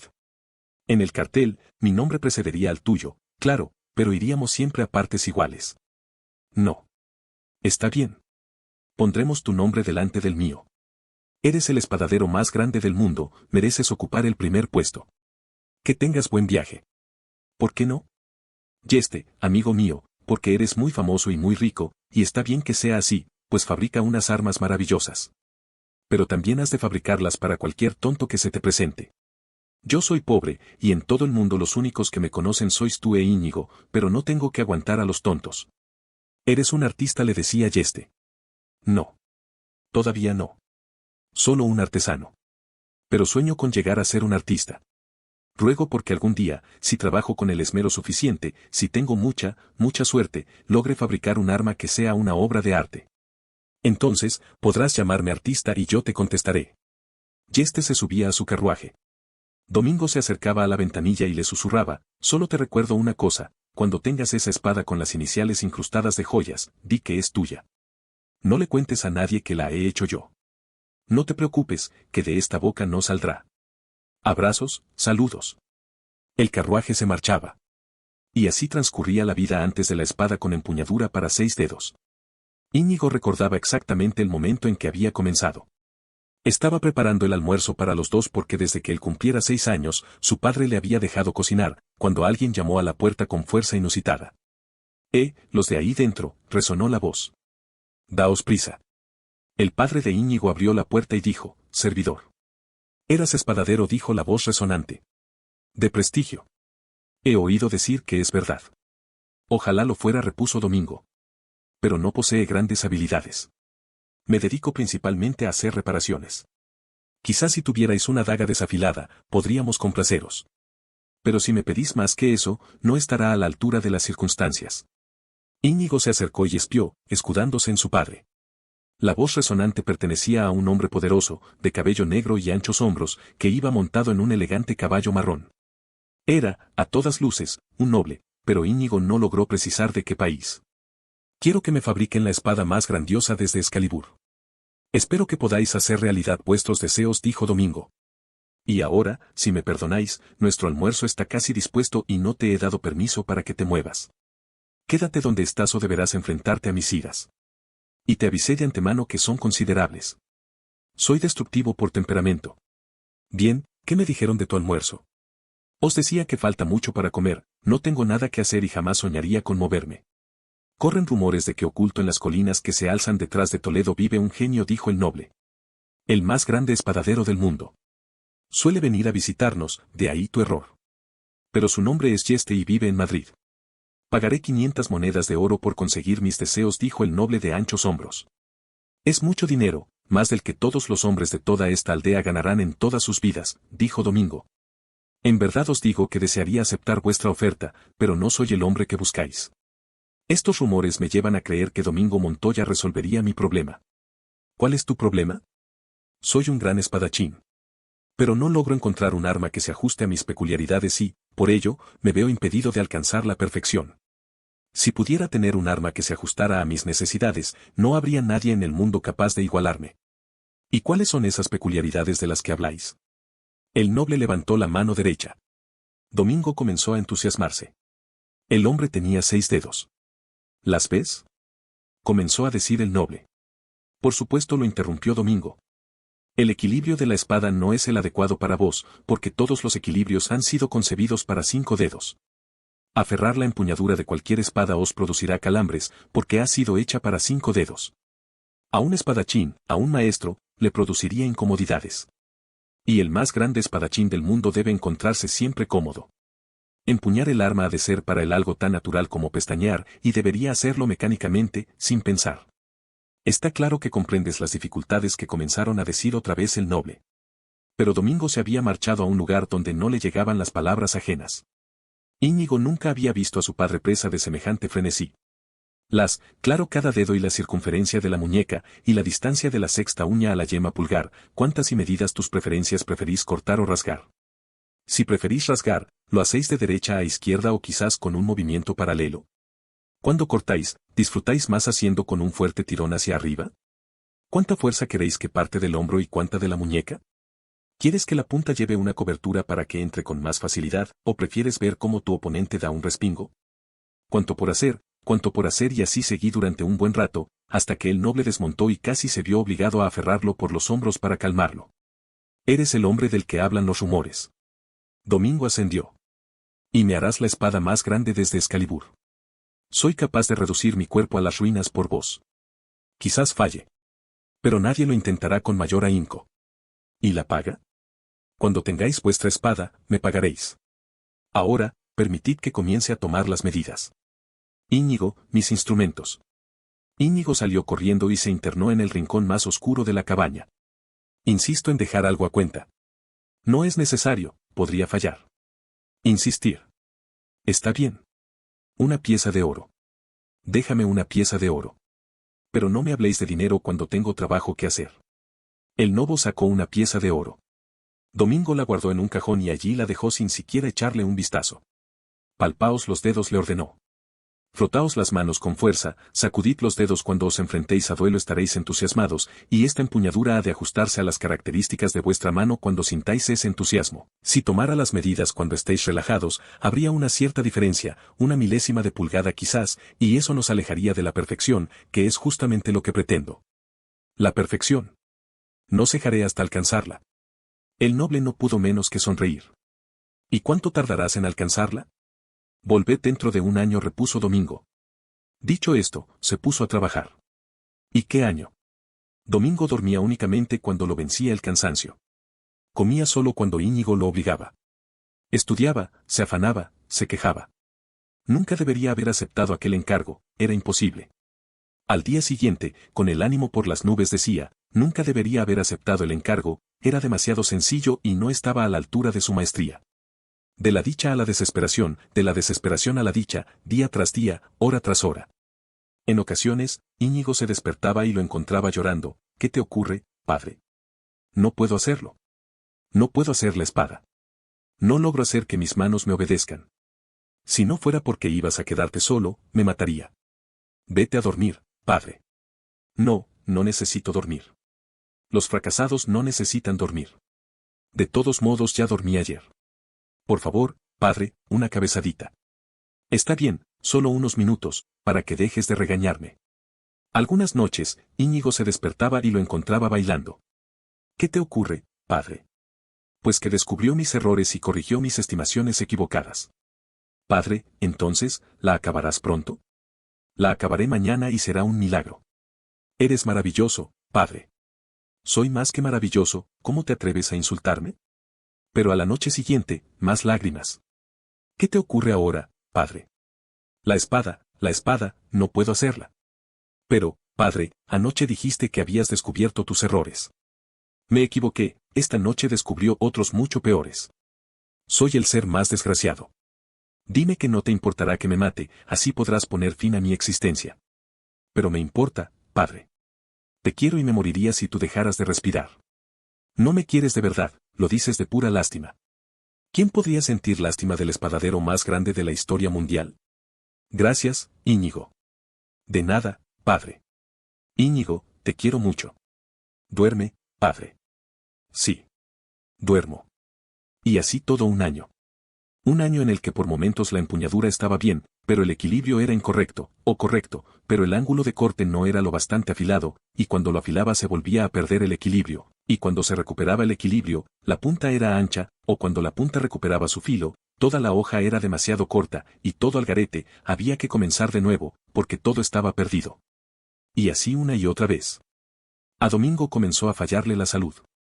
Casi siempre tenía fiebre, pero él obligaba a su débil cuerpo a seguir adelante, porque aquella tenía que ser la mejor arma después de Excalibur. Domingo se enfrentaba a una leyenda, y ésta lo estaba destruyendo. Vaya año. Una noche, Íñigo se despertó y encontró a su padre sentado. Con la mirada perdida. Tranquilo, Íñigo siguió su mirada. La espada con la empuñadura para 6 dedos estaba terminada. Brillaba a pesar de la oscuridad reinante en la cabaña. Por fin susurró Domingo. No podía apartar la mirada de la gloriosa espada. Íñigo, después de toda una vida, por fin soy un artista. El noble de anchos hombros no opinó lo mismo. Cuando regresó para comprar la espada, se limitó a mirarla durante un instante y dijo, no ha valido la pena esperar para esto. Íñigo se encontraba en un rincón de la cabaña y observaba la escena manteniendo la respiración. ¿Os sentisteis defraudados? Logré preguntarle a Domingo con mucho esfuerzo. No digo que sea una basura, compréndeme, prosiguió el noble, pero está claro que no vale 500 piezas de oro. Te daré 10, que es probablemente lo que vale. Os equivocáis. Gritó Domingo. No vale 10. No vale ni siquiera una. Aquí tenéis. Abrió el cajón donde la moneda de oro había permanecido durante todo aquel año. Este oro es vuestro. Hacer. No habéis perdido nada. Recogió su espada y se dio media vuelta. Me llevaré la espada, dijo el noble. No he dicho que no me la llevaría. Solo dije que pagaría lo que vale. Domingo se volvió hecho una furia, con los ojos brillantes. Habéis echado mano de subterfugios. Habéis regateado. Aquí estamos hablando de arte y vosotros solo habéis visto dinero. Teníais a vuestra disposición una bella pieza y vosotros solo habéis visto vuestro bolsillo lleno. Marchaos, por favor. La espada, dijo el noble. La espada le pertenece a mi hijo, dijo Domingo. Se la doy ahora. Será suya para siempre. Adiós. Eres un campesino y un tonto. Quiero mi espada. Sois un enemigo del arte y me apiado de vuestra ignorancia, le dijo Domingo. Fueron las últimas palabras que pronunció en su vida. El noble lo mató en ese mismo instante, sin previo aviso. La espada del noble brilló en el aire y el corazón de Domingo quedó hecho pedazos. Íñigo lanzó un grito. No podía creer lo que veía, no había ocurrido. Lanzó otro grito. Su padre se encontraba bien, no tardarían en tomar el té juntos. No podía dejar de gritar. Lo oyeron en la aldea. 20 hombres se presentan ante su puerta. El noble se abrió paso a empujones. Ese hombre me ha atacado. ¿El amor es? Lleva una espada. Me atacó y tuve que defenderme. Y ahora, apartaos de mi camino. Era mentira, por supuesto, y todo el mundo lo sabía. Pero él era un noble, ¿qué podía hacerles? Lo dejaron pasar y el noble subió a su caballo. Cobarde. El noble se giró en redondo. Cerdo. La multitud se apartó. Íñigo estaba allí de pie, empuñando la espada de 6 dedos, repitiendo sus insultos, cobarde. Cerdo. Asesino. Que alguien se ocupe del crío antes de que se propase, dijo el noble a la multitud. Íñigo avanzó corriendo y se plantó delante del caballo del noble, impidiéndole el paso. Con ambas manos levantó la espada con empuñadura para 6 dedos y gritó, yo, Íñigo Montoya, os reto a luchar a vos, cobarde, cerdo, asesino, infeliz. Quitadle de mi camino. Apartad al niño. El niño tiene 10 años y se queda, repuso Íñigo. Por hoy ya han muerto muchos miembros de tu familia, conténtate, le dijo el noble. Cuando me supliquéis por vuestra vida, entonces me sentiré contento. Desmontad. El noble desmontó de su caballo. Desenvainad vuestra espada. El noble desenvainó su arma asesina. Dedico vuestra muerte a mi padre, dijo Íñigo. Comenzad. Comenzaron. No fue una lucha de pareja, por supuesto, Íñigo quedó desarmado en menos de un minuto. Pero durante los primeros 15 segundos más o menos, el noble experimentó una cierta inquietud. Durante aquellos 15 segundos, unos extraños pensamientos cruzaron por su mente. Porque, aunque tenía 10 años, el genio de Íñigo estaba allí. Una vez desarmado, Íñigo quedó muy erguido. No dijo ni una sola palabra, no suplicó. No voy a matarte, dijo el noble, porque tienes talento y eres valiente. Pero también es cierto que te faltan modales, y si no tienes cuidado, eso te traerá problemas. Por eso quiero ayudarte, para que puedas seguir adelante en la vida. Te dejaré algo que te recuerde que tienes de procurar evitar los malos modales. Dicho lo cual, su acero brilló en el aire, por 2 veces. Y la cara de Íñigo comenzó a sangrar. 2 hilillos de sangre le fluyeron desde la frente hasta la barbilla, cada uno de ellos le recorrió las mejillas. Todos aquellos que presenciaron la escena lo supieron al instante, el muchacho había quedado marcado de por vida. Íñigo no se doblegó. El mundo se le quedó en blanco, pero no cayó al suelo. La sangre seguía manando. El noble enfundó la espada, montó a caballo y se marchó. Solo entonces, Íñigo dejó que la oscuridad se apoderara de él. Despertó viendo el rostro de Yeste. Fui derrotado, dijo Íñigo. Le he fallado. Duerme, fue todo lo que Yeste pudo decirle. Íñigo durmió. La hemorragia paró al cabo de un día, y el dolor, al cabo de una semana. Sepultaron a Domingo, e Íñigo abandonó a Arabella por primera y última vez. Con la cara vendada, viajó en el carruaje de Yeste hasta Madrid, allí vivió en la casa del espadadero y obedeció sus órdenes. Al cabo de un mes le quitaron las vendas, pero las cicatrices seguían teniendo un color rojo oscuro. Con el tiempo, se le aclararon un poco, pero continuaron siendo el rasgo principal del rostro de Íñigo, las enormes cicatrices paralelas que le recorrían ambas mejillas, de la frente a la barbilla. Yeste se consumió de él durante 2 años. Y una buena mañana, Íñigo se marchó. Dejó una nota prendida con un alfiler a su almohada, solo 2 palabras: debo aprender. ¿Aprender? ¿Qué? ¿Qué podía haber fuera de Madrid que aquel niño tuviera que sepultar en su memoria? Yeste se encogió de hombros y suspiró. Era algo incomprensible. Ya no había quien pudiera entender a los jóvenes. Todo cambiaba demasiado deprisa y los jóvenes eran distintos. Ese hecho le superaba. Él era un hombre gordo que hacía espadas. Era lo único que sabía. Y continuó haciendo espadas, y engordando, y los años fueron pasando. Y mientras su figura se iba ensanchando, lo mismo hizo su fama. Venían de todas partes del mundo a suplicarle que les hicieran espadas, duplicó los precios porque ya no quería trabajar tanto, se estaba haciendo viejo, pero cuando duplicó los precios, cuando corrieron los rumores del duque al príncipe y de este al rey, todo el mundo lo buscó con más desesperación. Ahora tenían que esperar 2 años para conseguir una espada y la cola de miembros de la realeza era interminable. Yeste comenzó a cansarse, de modo que volvió a duplicar los precios, y cuando vio que con eso no se detenían, decidió triplicar los que ya había duplicado y reduplicado y, además, exigió cobrar los trabajos por adelantado y en joyas, y la espera. Era de 3 años, pero nada los disuadía. Debían tener espadas hechas por Yeste o nada, y aunque su trabajo ya no era tan fino como había sido, después de todo, Domingo ya no podía acudir en su auxilio, los tontos ricachones no lo notaron. Lo único que querían eran sus armas, y se peleaban para ver quién le daba más joyas. Yeste se hizo inmensamente rico. Extremadamente espantoso. Las carnes le colgaban por todas partes. Y era el único en Madrid que tenía pulgares gordos. Para vestirse. Necesitaba 1 hora, para desayunar lo mismo, todo era muy lento. Pero todavía podía hacer espadas. Y la gente seguía deseándolas vehementemente. Lo siento, le dijo al joven español que entró en su tienda una mañana. Tendréis que esperar 4 años y me avergüenza deciros el precio. Ide a otro para que os haga el arma. Ya tengo un arma, repuso el español. Y lanzó sobre la mesa de trabajo de Yeste la espada con empuñadura para 6 dedos. ¡Qué abrazos! No vuelvas a marcharte, le dijo Yeste. Como demasiado cuando estoy solo. No puedo quedarme, le dijo Íñigo. Solo he venido para hacerte una pregunta. Como ya sabes, me he pasado los últimos 10 años aprendiendo. Y ahora he venido para que me digas si estoy preparado. ¿Preparado? ¿Para qué? ¿Qué diablos has estado aprendiendo? Esgrima. Es una locura, repuso Yeste. ¿Has dedicado 10 años enteros solo a aprender esgrima? No, no solo a aprender esgrima, replicó Íñigo. Hola, muchas cosas más. Cuéntame. Verás, comenzó a decir Íñigo, que son 10 años. Unos 3.600 días. Que son unas, lo calculé una vez, por eso me acuerdo bien, unas 86.000 horas. Me puse por objetivo dormir solo 4 horas por noche. O sea que debemos restaurar 14.000 horas y quedan aproximadamente unas 72.000 horas a mi disposición. Dormido. Me parece bien. ¿Y qué más? Pues apreté piedras. Perdona, a veces me falla el oído. Me pareció oír que decías que apretabas piedras. Para fortalecer las muñecas y poder controlar la espada. Piedras del tamaño de una manzana. Me pasaba 2 horas diarias apretando una piedra en cada mano. Y dedicaba otras 2 más a saltar una cuerda, ya a hacer fintas, ya a moverme deprisa, para que mis pies pudieran colocarme en la posición correcta e imprimirle a la espada la fuerza adecuada. En eso se me fueron otras 14.000 horas. Me quedan ahora 58.000.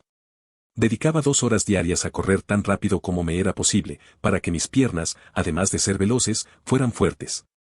Y ahora me quedan 50.000 horas. Yeste examinó al joven que tenía delante. Estaba delgado como la hoja de una espada, y medía 1,80 m. Erguido como un árbol joven, tenía los ojos brillantes y tensos, incluso estando inmóvil, parecía veloz como un galgo. ¿Y esas últimas 50.000 horas? ¿También las dedicaste a aprender esgrima? Íñigo ascendió. ¿Dónde? Donde quiera que encuentres un maestro. En Venecia, en Brujas, en Budapest. Podría haberte enseñado yo aquí. Es cierto.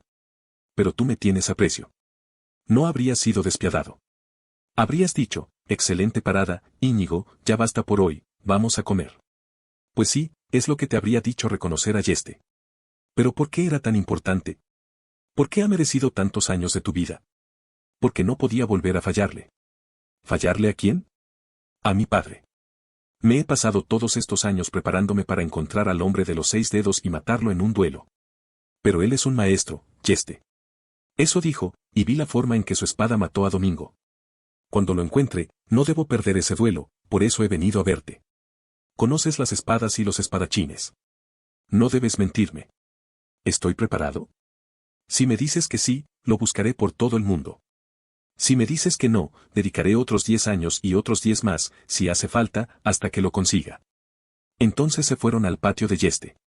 Eran las últimas horas de la mañana. Hacía calor. Yeste colocó una silla a la sombra y se acomodó en ella. Íñigo esperó al sol. No hace falta que pongamos a prueba tu deseo, y ya sabemos bien que tienes motivos suficientes para asestar el golpe de muerte, le dijo Yeste. Por lo tanto, solo hemos de poner a prueba tus conocimientos, tu velocidad y tu vigor. Para esto no necesitamos un enemigo. El enemigo está siempre en la mente. Imagínatelo. Íñigo desnudó la espada. El hombre de los 6 dedos se mofa de ti, gritó Yeste. Haz lo que puedas. Íñigo comenzó a dar brincos por el patio, mientras la hoja de la gran espada brillaba. Utiliza la defensa de Agripa, gritó Yeste. De inmediato, Íñigo cambió de posición, y le imprimió una mayor velocidad a su acero.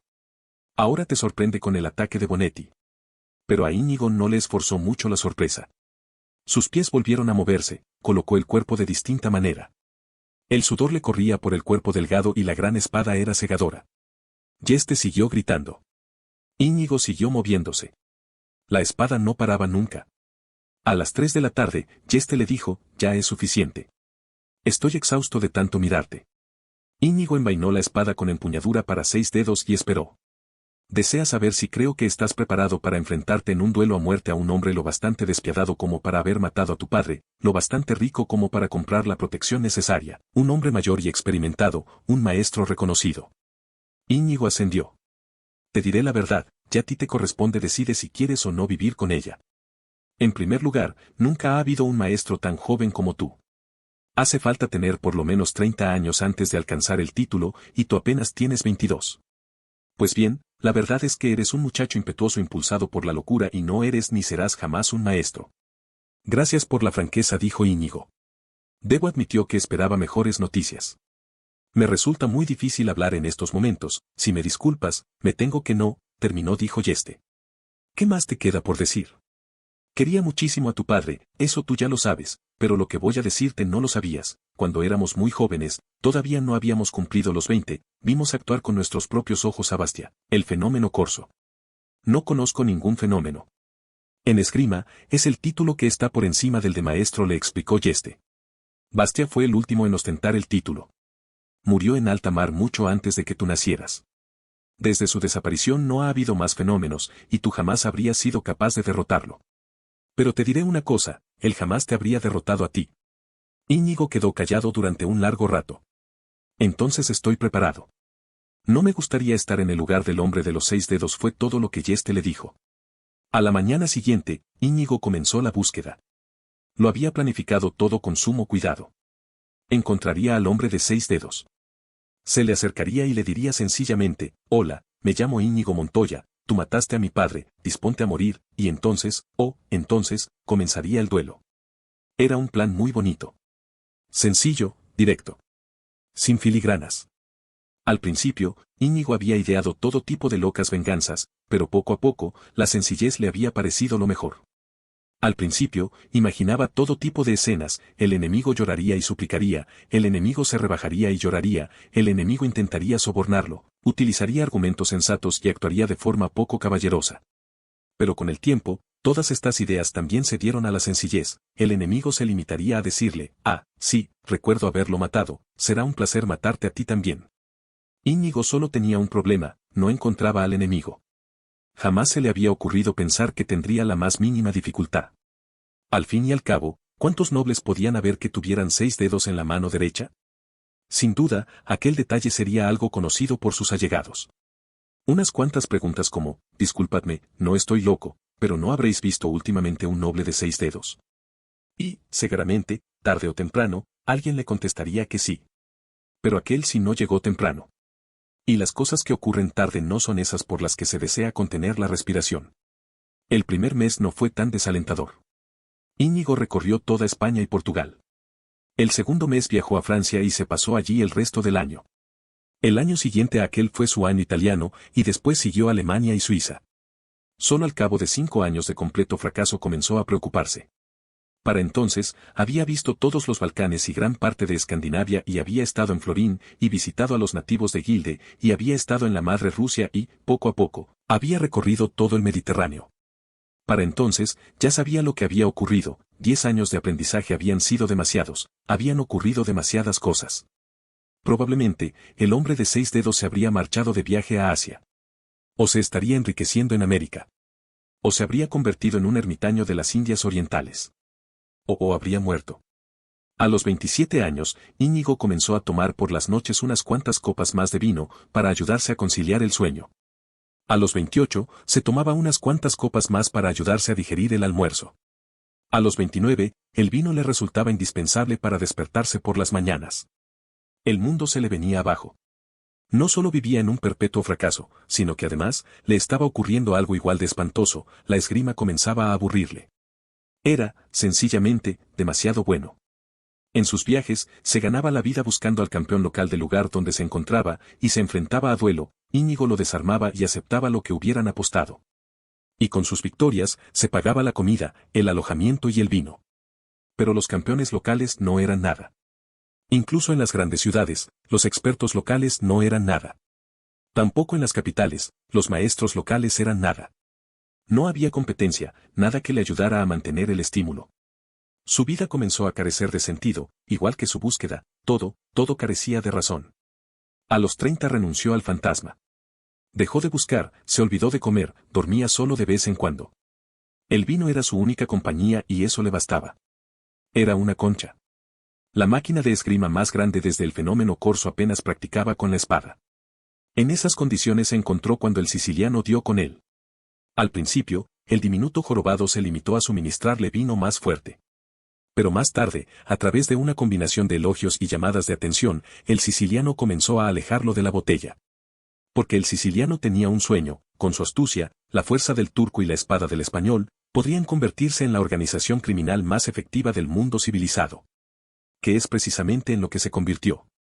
En los lugares más recónditos, sus nombres resultaban más dolorosos que el propio miedo, todo el mundo tenía necesidades difíciles de satisfacer. El tropel siciliano, incluso por aquella época, 2 eran compañía y 3, un tropel, se hizo cada vez más famoso y más rico. Podían con todo. El acero de Íñigo volvió a resplandecer más que nunca como un rayo. Con el transcurso de los meses, la fuerza del turco se hizo más prodigiosa. Pero el jorobado era el jefe. De eso nunca hubo duda. De no ser por el Íñigo aún seguiría en su anterior condición, tendido de espaldas, mendigando un poco de vino a la entrada de algún callejón. La palabra del siciliano no solo era ley, sino la verdad indiscutible. De modo que cuando le ordenó que matara al hombre de negro, las demás posibilidades quedaron borradas de un plumazo. El hombre de negro debía morir. Íñigo se paseó por el borde del acantilado, chasqueando los dedos. 15 metros más abajo, el hombre de negro seguía subiendo. La impaciencia de Íñigo comenzaba a entrar en una ebullición incontrolable. Se asomó para contemplar aquel lento avance. Encontrar una hendidura, meter la mano, encontrar otra hendidura, meter la otra mano, todavía faltaban 14 metros. Íñigo le dio una sonora palmada a la empuñadura de su espada y comenzó a chasquear los dedos más deprisa. Examinó al escalador encapuchado y deseó que tuviera 6 dedos, pero no, aquel hombre tenía el número adecuado de apéndices. Faltaban ahora 13 metros 90 centímetros. 13 metros 80 centímetros. El de abajo, gritó Íñigo cuando ya no pudo esperar más. El hombre de negro levantó la mirada y lanzó un gruñido. Os he estado observando. El hombre de negro avanzando. Un poco lento, ¿no? No quiero parecer descortés, repuso finalmente el hombre de negro, pero en estos momentos estoy bastante ocupado, o sea que procurad no distraerme. Lo siento, dijo Íñigo. El hombre de negro lanzó otro gruñido. Imagino que no podéis daros prisa, comentó Íñigo. Si queréis que me dé prisa, repuso el hombre de negro visiblemente enfadado, podríais lanzarme una cuerda o alcanzarme una rama o buscar alguna otra cosa útil con que ayudarme. Sí, podría convencer a Íñigo.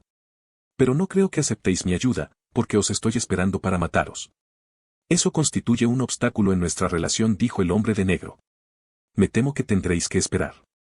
Faltaban 12 metros 90 centímetros. Podría daros mi palabra de español, le dijo Íñigo. No me sirve de nada, replicó el hombre de negro. He conocido a demasiados españoles.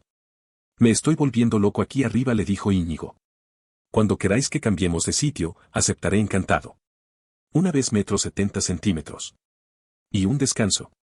El hombre de negro colgaba en el vacío, con los pies en el aire, y sostenía todo el peso de su cuerpo con la fuerza de la mano metida en la hendidura. Vamos, continuó, le suplicó Íñigo. Ha sido muy duro, le explicó el hombre de negro, y estoy cansado. Dentro de un cuarto de hora más o menos, me encontraré estupendamente. Un cuarto de hora más. Inconcebible. Os diré una cosa. Tenemos un trozo de cuerda extra aquí arriba que no usamos en nuestra escalada, os la lanzaré para que la cojáis y tiraré de ella. Para no me sirve de nada, repitió el hombre de negro. Podríais tirar de la cuerda, pero también podríais limitaros a soltarla, y como tenéis tanta prisa por matarme, sería una forma muy rápida de terminar la faena. Jamás os habríais enterado de que iba a mataros si yo no os lo hubiera dicho. ¿Acaso no os indica esto que soy de fiar? Espero que no os sintáis ofendidos, pero, francamente, no. ¿No hay manera de que confiéis en mí?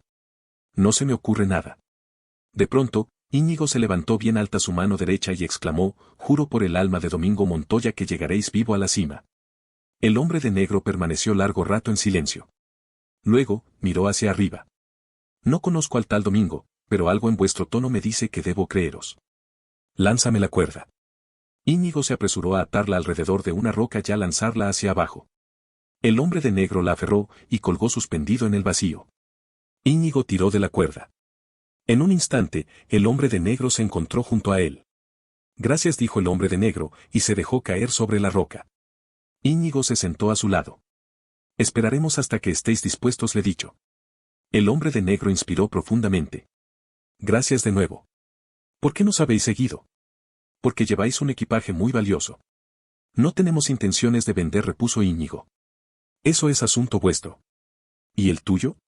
El hombre de negro no contestó. Íñigo se puso en pie y se alejó para estudiar el terreno sobre el que lucharían. Era una espléndida meseta, llena de árboles, alrededor de los cuales se podían esquivar las lanzas, y de raíces en las que dar traspiés, y de pequeñas piedras en las cuales perder el equilibrio, y de peñascos de los cuales saltar si se era lo bastante veloz para subirse a ellos, y, bañando todo el paraje, la luz de la luna, Íñigo decidió que no se podía pedir un terreno de prueba para un duelo más adecuado que aquel. Lo tenía todo, hasta los maravillosos acantilados en un extremo, más allá de los cuales se encontraba la estupenda caída de 300 metros, algo a tener en cuenta siempre al planificar la táctica. Era perfecto. Realmente un lugar perfecto. Siempre y cuando el hombre de negro conociera el manejo de la espada. Y lo conociera muy bien.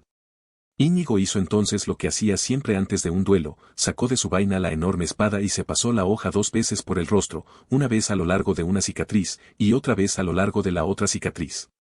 Después, estudió al hombre de negro. Un estupendo marinero, no cabía duda, un fantástico ascensor, estaba claro, sin duda, valiente. ¿Pero sabría manejar la espada? ¿Sabría manejarla muy bien? Por favor, ojalá que sí, pensó Íñigo. Hace tanto tiempo que no me ponen a prueba, ojalá que este hombre pueda hacerlo. Ojalá que sea un espadachín maravilloso. Ojalá que sea veloz y ligero, fuerte e inteligente. Ojalá que tenga una mente hecha para la táctica y una formación igual a la mía. Ojalá, hace tanto tiempo. Ojalá sea un maestro. Ya he recuperado el aliento, dijo el hombre de negro desde la roca donde se había sentado. Gracias por haberme dejado descansar. Será mejor que acabemos de una vez, sentenció Íñigo. El hombre de negro se incorporó. Parecéis una persona decente, dijo Íñigo. Detesto mataros. Parecéis una persona decente, repuso el hombre de negro. Detesto morir. Pero uno de los dos debe hacerlo, dijo Íñigo. Comenzad. Al decir eso, desenvainó la espada con empuñadura para 6 dedos y se la cogió con la mano izquierda. En los últimos tiempos había comenzado todos sus duelos con la mano izquierda. Constituía una buena práctica, y aunque era el número 1 luchando con la mano derecha, la que normalmente utilizaba, con la izquierda resultaba algo más aceptable. Cuando luchaba con esta, estaba entre los 30 mejores. Quizás esa cifra alcancé a los 50, o tal vez apenas llegase a 10. El hombre de negro también era zurdo y eso entusiasmó a Íñigo, porque todo resultaba más justo. Su debilidad se enfrentaba a la fuerza del otro hombre. Mejor que mejor. Se pusieron en guardia y el hombre de negro comenzó de inmediato la defensa de Agripa, cosa que Íñigo parecía acertada si tenía en cuenta el terreno rocoso, pues la defensa de Agripa permitía mantener los pies firmes al principio y reducir al mínimo las posibilidades de resbalar. Naturalmente, él respondió con un capoferro que sorprendió al hombre de negro, pero se defendió bien, abandonó raudo la defensa de Agripa y pasó al ataque, utilizando los principios de Thibaut. Íñigo no tuvo más remedio que sonreír. Hacía tiempo que nadie usaba contra él la ofensiva, que le resultó emocionante. Dejó que el hombre de negro avance, que se envalentonase, para lo cual se retiró con gracia entre 2 árboles, y para evitar daños usados la defensa Bonetti. Entonces, sus piernas reaccionaron y se colocó detrás del árbol más cercano. El hombre de negro no esperaba esa rapidez y tardó en recuperarse. Íñigo salió como un rayo de detrás del árbol y pasó al ataque. El hombre de negro se retiró, tropezó, recuperó el equilibrio y continuó luchando. Íñigo quedó impresionado por la rapidez con que había recuperado el equilibrio. La mayoría de los hombres con la misma constitución que su contrincante habrían caído, o al menos, se habrían aguantado con una mano. Pero el hombre de negro, no, se limitó a dar un rápido paso, a erguir el cuerpo con un esfuerzo y a continuar luchando. En esos momentos se acercaban al borde de los acantilados, y gran parte de los árboles se encontraba detrás de ellos. Lentamente el hombre de negro se vio obligado a dirigirse hacia un grupo de enormes peñascos, porque Íñigo ansiaba comprobar cómo se movía cuando el terreno era escaso, cuando no se podía avanzar ni quitar con total libertad. Íñigo siguió avanzando y al instante, ambos estuvieron rodeados de peñascos. De repente, Íñigo se abalanzó contra una roca cercana, rebotó en ella con una fuerza increíble y salió despedido a una velocidad sorprendente. Recibió la primera herida. Había tocado al hombre de negro, lo había rozado apenas en la muñeca izquierda. Un arañazo, nada más, pero sangraba. De inmediato, el hombre de negro se puso en retirada, alejándose de los peñascos, para volver al terreno abierto y llano de la meseta. Íñigo lo siguió, sin molestarse en impedir la retirada de su contrincante, ya tendría tiempo para eso después. Fue entonces cuando el hombre de negro lanzó su mejor ataque. Lo hizo sin previo aviso, y la velocidad y la fuerza que empleó fueron aterradoras. La hoja de su espada brilló a la luz una y otra vez, y al principio, Íñigo se sintió demasiado encantado como para retroceder. No estaba del todo familiarizado con el estilo del ataque, en gran parte utilizaba el movimiento MC Bone, aunque con toques de capoferro, y continuó retrocediendo mientras se concentraba en el enemigo, pensando en la mejor manera de parar el ataque. El hombre de negro siguió avanzando, e Íñigo advirtió que se estaba acercando cada vez más al borde de los acantilados, pero eso le traía sin cuidado. Lo importante era ser más listo que el enemigo, descubrir sus debilidades, dejar que viviera su momento de júbilo. De pronto, a medida que se acercaba cada vez más al borde de los acantilados, Íñigo descubrió el fallo del ataque iniciado por su enemigo. Una sencilla maniobra Thibaut lo destruiría por completo, pero no quería acabar tan pronto. Dejaría que su contrincante gozara un poco más del triunfo, la vida otorga tan pocos. Los acantilados estaban casi a sus espaldas. Íñigo siguió retrocediendo, el hombre de negro siguió avanzando. Entonces, Íñigo respondió con el movimiento Thibaut. Y el hombre de negro lo bloqueó. Lo bloqueó. Íñigo repitió el movimiento Thibaut y volvió a fallarle. Pasó a capoferro, probó con el Bonetti y después con el Fabris, desesperado, comenzó un movimiento que solo había utilizado Saint 2 veces. No funcionaba nada. El hombre de negro seguía atacando. Y el borde de los acantilados estaba ahí cerca. Íñigo jamás sintió pánico, pues nunca había estado en situación de sentirlo. Pero tomó rápidamente algunas decisiones ya que no había tiempo para reflexiones profundas, y lo que decidió fue que aunque detrás de los árboles el hombre de negro reaccionaba con lentitud a los embates, y no demasiado bien entre los peñascos, cuando la libertad de movimientos era escasa, en terreno abierto, donde había espacio suficiente, era el terror. Un terror zurdo y con máscara negra. «Sois excelente», dijo Íñigo. Uno de sus pies descansaba en el borde del precipicio. Ya no podía seguir retrocediendo. «Gracias», repuso al hombre de negro. «Trabajó mucho para llegar a esto». Así es mejor que yo reconociera a Íñigo. Eso parece. Pero si en realidad es así, ¿por qué sonreís? Porque sé algo que vos ignoraréis, respondió Íñigo. ¿Qué es?, preguntó al hombre de negro. No soy zurdo, respondió Íñigo. Dicho eso, lanzó la espada para 6 dedos hacia la mano derecha y se volvieron las tornas. El hombre de negro retrocedió ante los embates de la enorme espada. Intentó desplazarse de lado, parar los golpes, huir de alguna manera al destino ya inevitable. Pero no hubo manera. Logró quitar 50 golpes, el 51º siguió camino y ahora le sangraba el brazo izquierdo. Logró desviar 30 estocadas de contragolpe, pero la 31ª lo venció y ahora también le sangraba el hombro. Las heridas todavía no eran graves, pero continuaron produciéndose a medida que se iban moviendo por las piedras, hasta que el hombre de negro se encontró rodeado de árboles, cosa muy mala para él, de manera que huyó ante el ataque furioso de Íñigo y volvió al espacio abierto. Pero Íñigo siguió avanzando, imparable, y, entonces, el hombre de negro volvió a encontrarse entre los peñascos, cosa que para él era mucho peor que los árboles. Lanzó un grito de frustración y prácticamente echó a correr otra vez hacia el espacio abierto. Pero no había manera de doblegar al fenómeno y, poco a poco, los letales acantilados volvieron a convertirse en un factor en lucha, solo que en ese momento era el hombre de negro el que se veía enfrentado a la muerte. Era valiente, fuerte, pero no se doblegó ante las heridas y no suplicó compasión, tras la máscara negra no se adivinaba temor alguno. «Sois asombroso», gritó, al ver que Íñigo aumentaba la ya cegadora velocidad de sus estocadas. «Gracias. Mi esfuerzo me ha costado». Se acercaba el momento de la muerte, Íñigo embistió hacia adelante una y otra vez el hombre de negro logró contrarrestar los ataques, pero cada vez le costaba más. La fuerza de las muñecas de Íñigo era inagotable, la furia de sus estocadas fue en aumento y el hombre de negro comenzó a debilitarse. «No podéis notarlo», le dijo entonces, «porque llevo una capa y una máscara. Pero estoy sonriendo». «¿Por qué?».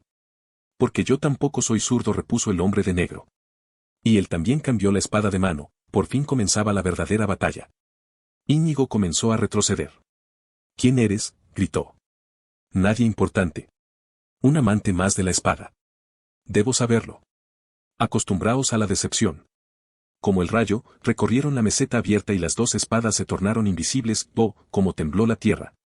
Oh, cómo se estremecieron los cielos. Íñigo estaba perdiendo. Intentó dirigirse hacia los árboles, pero el hombre de negro no se lo permitió. Intentó retroceder hasta los peñascos, pero el hombre de negro le negó ese consuelo. Por impensable que pareciera, en terreno abierto, el hombre de negro era superior aunque no mucho.